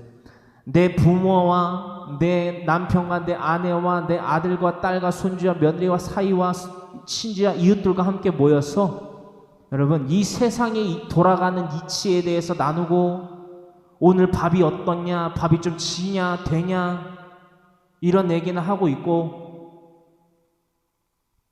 혹은 뭐 옷은 뭘 사러 갈래? 오늘 점심은 뭘 먹을래? 뭘 해줄까? 오랜만에 김치는 갓김치를 해줄까? 포기김치를 해줄까? 겉절이를 해줄까? 고구마 무순을 묻혀줄까? 이런 것만 지금 논하고 있죠, 여러분들이 혹시? 지금 이 레위기서 7장 16절로부터 21절까지 해당하는 이런 헛된 삶을 살고 있는 거예요. 멸망할 수밖에 없는, 그 백성 중에서 끊어짐으로써 결국 그 죄와 함께 멸망할 수밖에 없는 자들의 삶을 살아가고 있다는 것을 분명히 깨달으시길 바라요. 누가 그 삶을 살았냐? 저와 제 가정의 이들이, 저희 부모가 그런 삶을 살았어요. 얼마나 뼈저리게 후회되는지 몰라요, 여러분. 어떤 후회?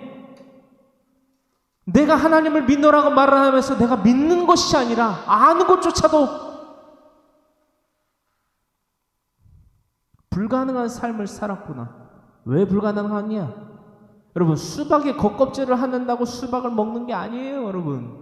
수박의 참맛을 먹는다라고 착각의 말은 내뱉을 수 있을지 모르겠지만, 수박을 깨서 여러분 칼로 반을 쪼개건 뭐를 하건 어쨌든 그 수박의 알맹이를 여러분들 끄집어내서 내 입에다 넣기 전에는 난 수박을 먹어본 게 아니에요, 여러분. 근데 수박의 겉껍질을 핥아 먹으면서, 아니면 수박의 그 꼬다리를 띄어갖고 먹으면서 나 수박의 참맛을 안다라고 말하고 있다는 거예요. 이게 말이 됩니까? 근데 그 말도 안 되는 삶을 저와 여러분들이, 우리 가정이 살아왔었다라는 거예요. 우리 엄마 전도사예요. 우리 아빠 집사였어요. 우리 큰 누나 전도사예요. 우리 둘째 누나 지금 신학한대요.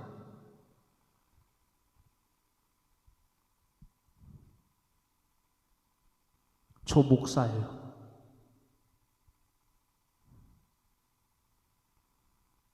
어떤 후회를 하고 있는지 아실까요, 여러분? 이제 우리 엄마 죽었어요. 우리 엄마 보고 싶어. 우리 엄마 살아생전 가운데 내가 깍두기를 담가주고, 내가 사랑한다라고 말을 더 해주고, 안아주고, 좋은 곳에 여행을 가고. 우리 엄마 해외여행 한 번도 못 가봤어요. 여러분 해외여행 많이 가보셨죠?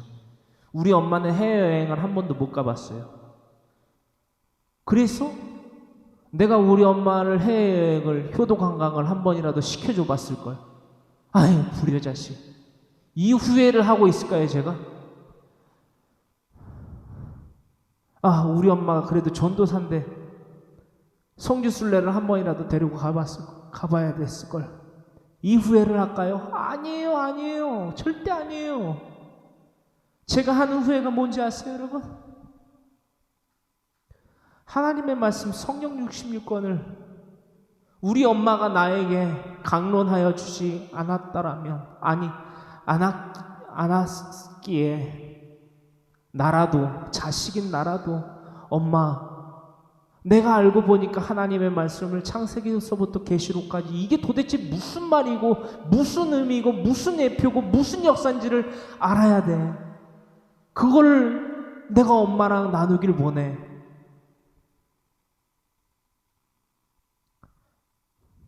이거를 우리 엄마가 살아있을 때, 우리 아빠가 살아있을 때 깨닫지 못하고 전하지 못했던 것에 대한 후회라는 거예요. 우리 엄마 보고 싶어요. 보고 싶은데 그것에 대한 그리움보다 이 후회가 이루 말할 수 없이 그것을 지배하고도, 그 그리움을 지배하고도 남을 정도로 후회로 남는다는 거예요. 여러분, 제가 계속 말씀드려요. 저와 같은 후회를 하는 자들 되지 마세요. 피눈물을 흘려봤자 여러분 그 영혼은 다시금 기회를 얻지 못합니다. 여러분, 날마다 울부짖어요. 이 후회를 여러분들이 하지 않게 되기를. 날마다 경성하는 자의 기도 가운데 이 기도를 여러분들을 날마다 드려요. 이 기도를.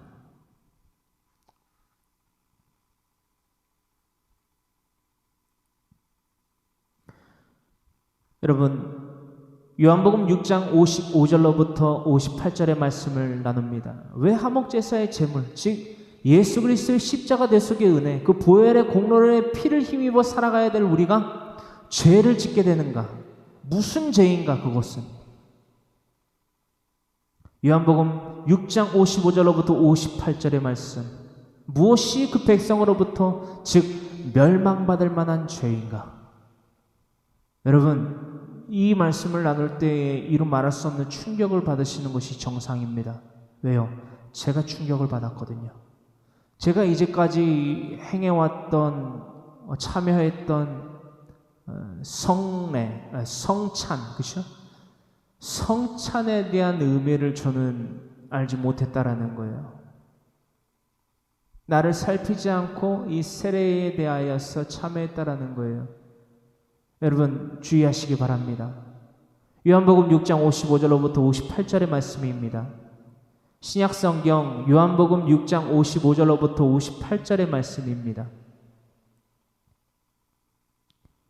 다같이 함께 합독합니다. 내 살은 참된 양식이요 내 피는 참된 음료로다. 내 살을 먹고 내 피를 마시는 자는 내 안에 거하고 나도 그의 안에 거하나니. 이 성찬을 의미하는 거지요. 성찬. 포도주와 우리가 백설기 떡을 먹는, 그쵸? 그 성찬을 의미하는 거예요. 이것이 기념되어져서 대대로 기념하여서 참된 양식, 참된 음료에 참여하는 예수 그리스도의 희생의 대속의 은혜에 날마다 동참하는 삶을 기념하고 살아가기를 원합니다 라는 서원으로서 하는 것이 성찬인데, 그것이 과연 우리에게서 어떻게 이행되어져 왔고 그것이 어떠한 결과를 낳고 있었던 것인가? 우리는 분명히 이 말씀을 통해서 점검해 보아야만 된다는 것입니다. 57절, 살아계신 아버지께서 나를 보내심에 내가 아버지로 말미암아 사는 것 같이 나를 먹는 그 사람도 나로 말미암아 살리라. 성찬은 바로 이런 의미와 목적을 두고 있습니다. 58절, 이것은 하늘에서 내려온 떡이니 조상들이 먹고도 죽은 그것과 같지 아니하며 이 떡을 먹는 자는 영원히 살리라. 조상들이 먹은 떡 뭐죠? 그러고도 죽은 떡이 뭐죠?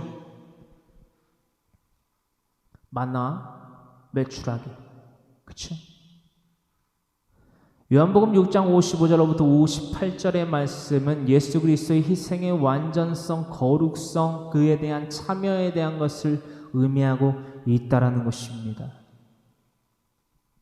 고린도전서 11장 23절로부터 29절의 말씀은요, 직접적으로 우리가 지내온 기념한 성찬과 그에 대한 규례, 그에 대한 목적, 의미, 속성, 그것이 우리에게 가져다주는 죄 혹은 복을 분명히 분별할 수 있게 되는 말씀입니다. 성찬, 이것은 습관과 어떤 컬처, 종교 문화가 되어서는 결코 안 됩니다. 그것은 곧 멸망할 수밖에 없는 죄의 싹을 낳기 때문입니다. 고린도전서 11장 23절로부터 29절의 말씀입니다. 고린도전서 11장 23절로부터 29절의 말씀에 기록되어 있기를 성찬은 바로 이것이다. 구별되어져 하나님 앞에 나타내져야만 하는 우리의 믿음의 고백의 삶의 핵심이다. 이것이 결코 레위기서 7장 16절로부터 21절에 기록되고 있는 바와 같이 가증한 것으로, 부정한 것으로 화목제물의 고기를 먹음으로써 그 백성 중에서 끊어질 수 있는 죄가이다 라는 것을 우리는 이 고린도전서 11장 23절로부터 29절의 말씀을 통해서 나누게 됩니다. 함께 합독합니다. 내가 너희에게 전한 것은 주께 받은 것이니 곧 주 예수께서 잡히시던 밤에 떡을 가지사 축사하시고 떼어 이르시되 이것은 너희를 위하는 내 몸이니 이것을 행하여 나를 기념하라 하시고 희생의 완전성, 거룩성. 식후에 또한 그와 같이 잔을 가지시고 이르시되 이 잔은 내 피로 세운 새 언약이니 이것을 행하여 마실 때마다 나를 기념하라 하셨으니 십자가에서 흘리신 모든 물과 피. 26절 너희가 이 떡을 먹으며 이 잔을 마실 때마다 주의 죽으심을 그가 오실 때까지 전하는 것이니라. 성찬이 뭐라고요? 어떤 의미라고요? 주님이 오실 때까지, 재림하실 그날까지 복음을 전하는 자들이 마셔야만 된다라는 거예요. 근데 우리 뭐라고 한다고요?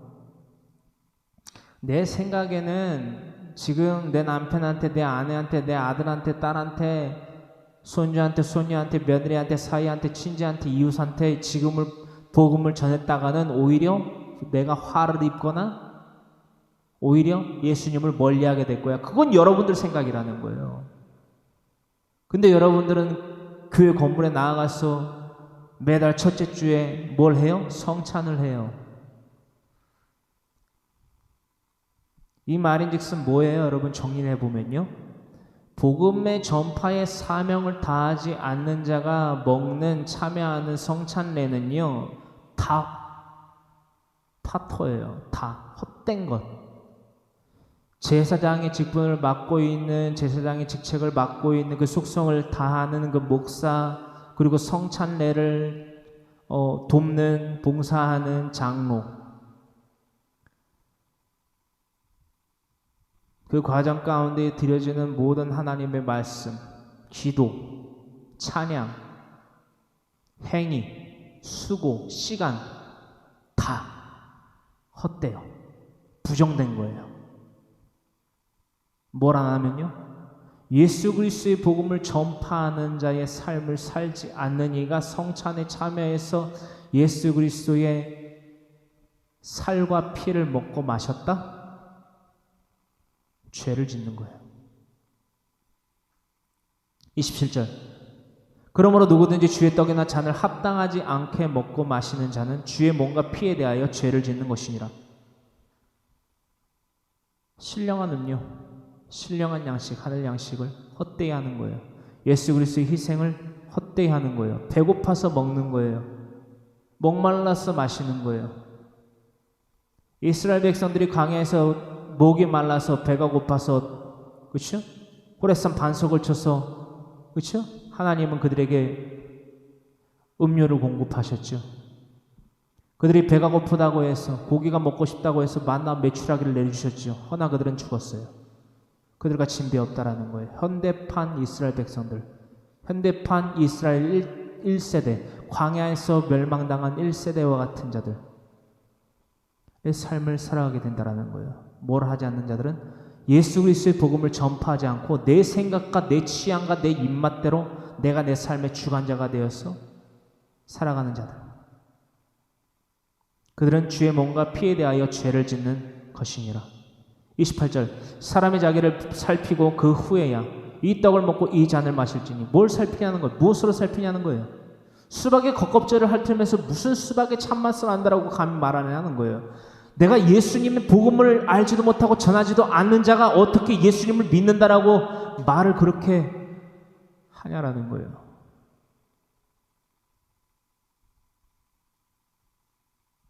여러분, 그러면서 사랑을 하네 마네 운운을 하면서 사랑이 있네 없네 정죄를 하면서 예수님을 믿는 사람의 사랑이 있네 없네. 29절 주의 몸을 분별하지 못하고 먹고 마시는 자는 자기의 죄를 먹고 마시는 것이니라. 그러므로 멸망하는 거예요. 분별, 즉 거룩 없는 우리가 말하는, 우리가 추구하는 그 사랑 말이에요. 죄를 지어도 엉덩이를 토닥여주고 죄를 짓고 멸망할 수밖에 없는 자식을 두고도 어깨를 토닥여주고 머리를 쓰다마주고 그 남편과 그 아내와 그 부모와 그 자녀들과 친지와 이웃들과 만나서 오늘은 뭘 먹고 싶니? 오늘은 뭘 드시고 싶으세요? 오늘은 어디를 이번 이 여행지는 어디로 할까요?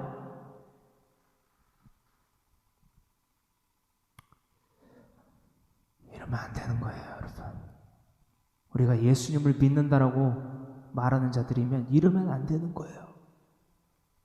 우리 이 삶 청산해야 돼요. 이런 말도 안 되는 불법이 자행되고 이런 말도 안 되는 수박 겉핥기식 죽은 믿음이 자행되고 있는 오늘날의 이 세대, 우리가 분명히 분별하여 그것들을 본받는 자들이 되지는 말아야만 합니다. 오직 예수 그리스도를 본받아 살아가며 날마다 자기 부인과 자기 십자가를 지고 하나님께 영광을 돌려 살아갈 때에 우리를 위하여 예배되신 그 한 성읍에 우리가 사랑하는 자들과 들어갈 수 있게 된다라는 그 유일한 복음을, 그 공의로우심을, 그 정의로우심을 우리가 분명히 파악하고 분명히 그 공의의 복음을 전파하며 살아가는 예수 그리스도의 사람들 되기를 간절히 소망합니다라고 다 같이 거룩하신 주님의 성호 세 번 부르짖고 간절히 기도하기를 원합니다. 주여 주여 주여 살아 역사하신 주님 고맙고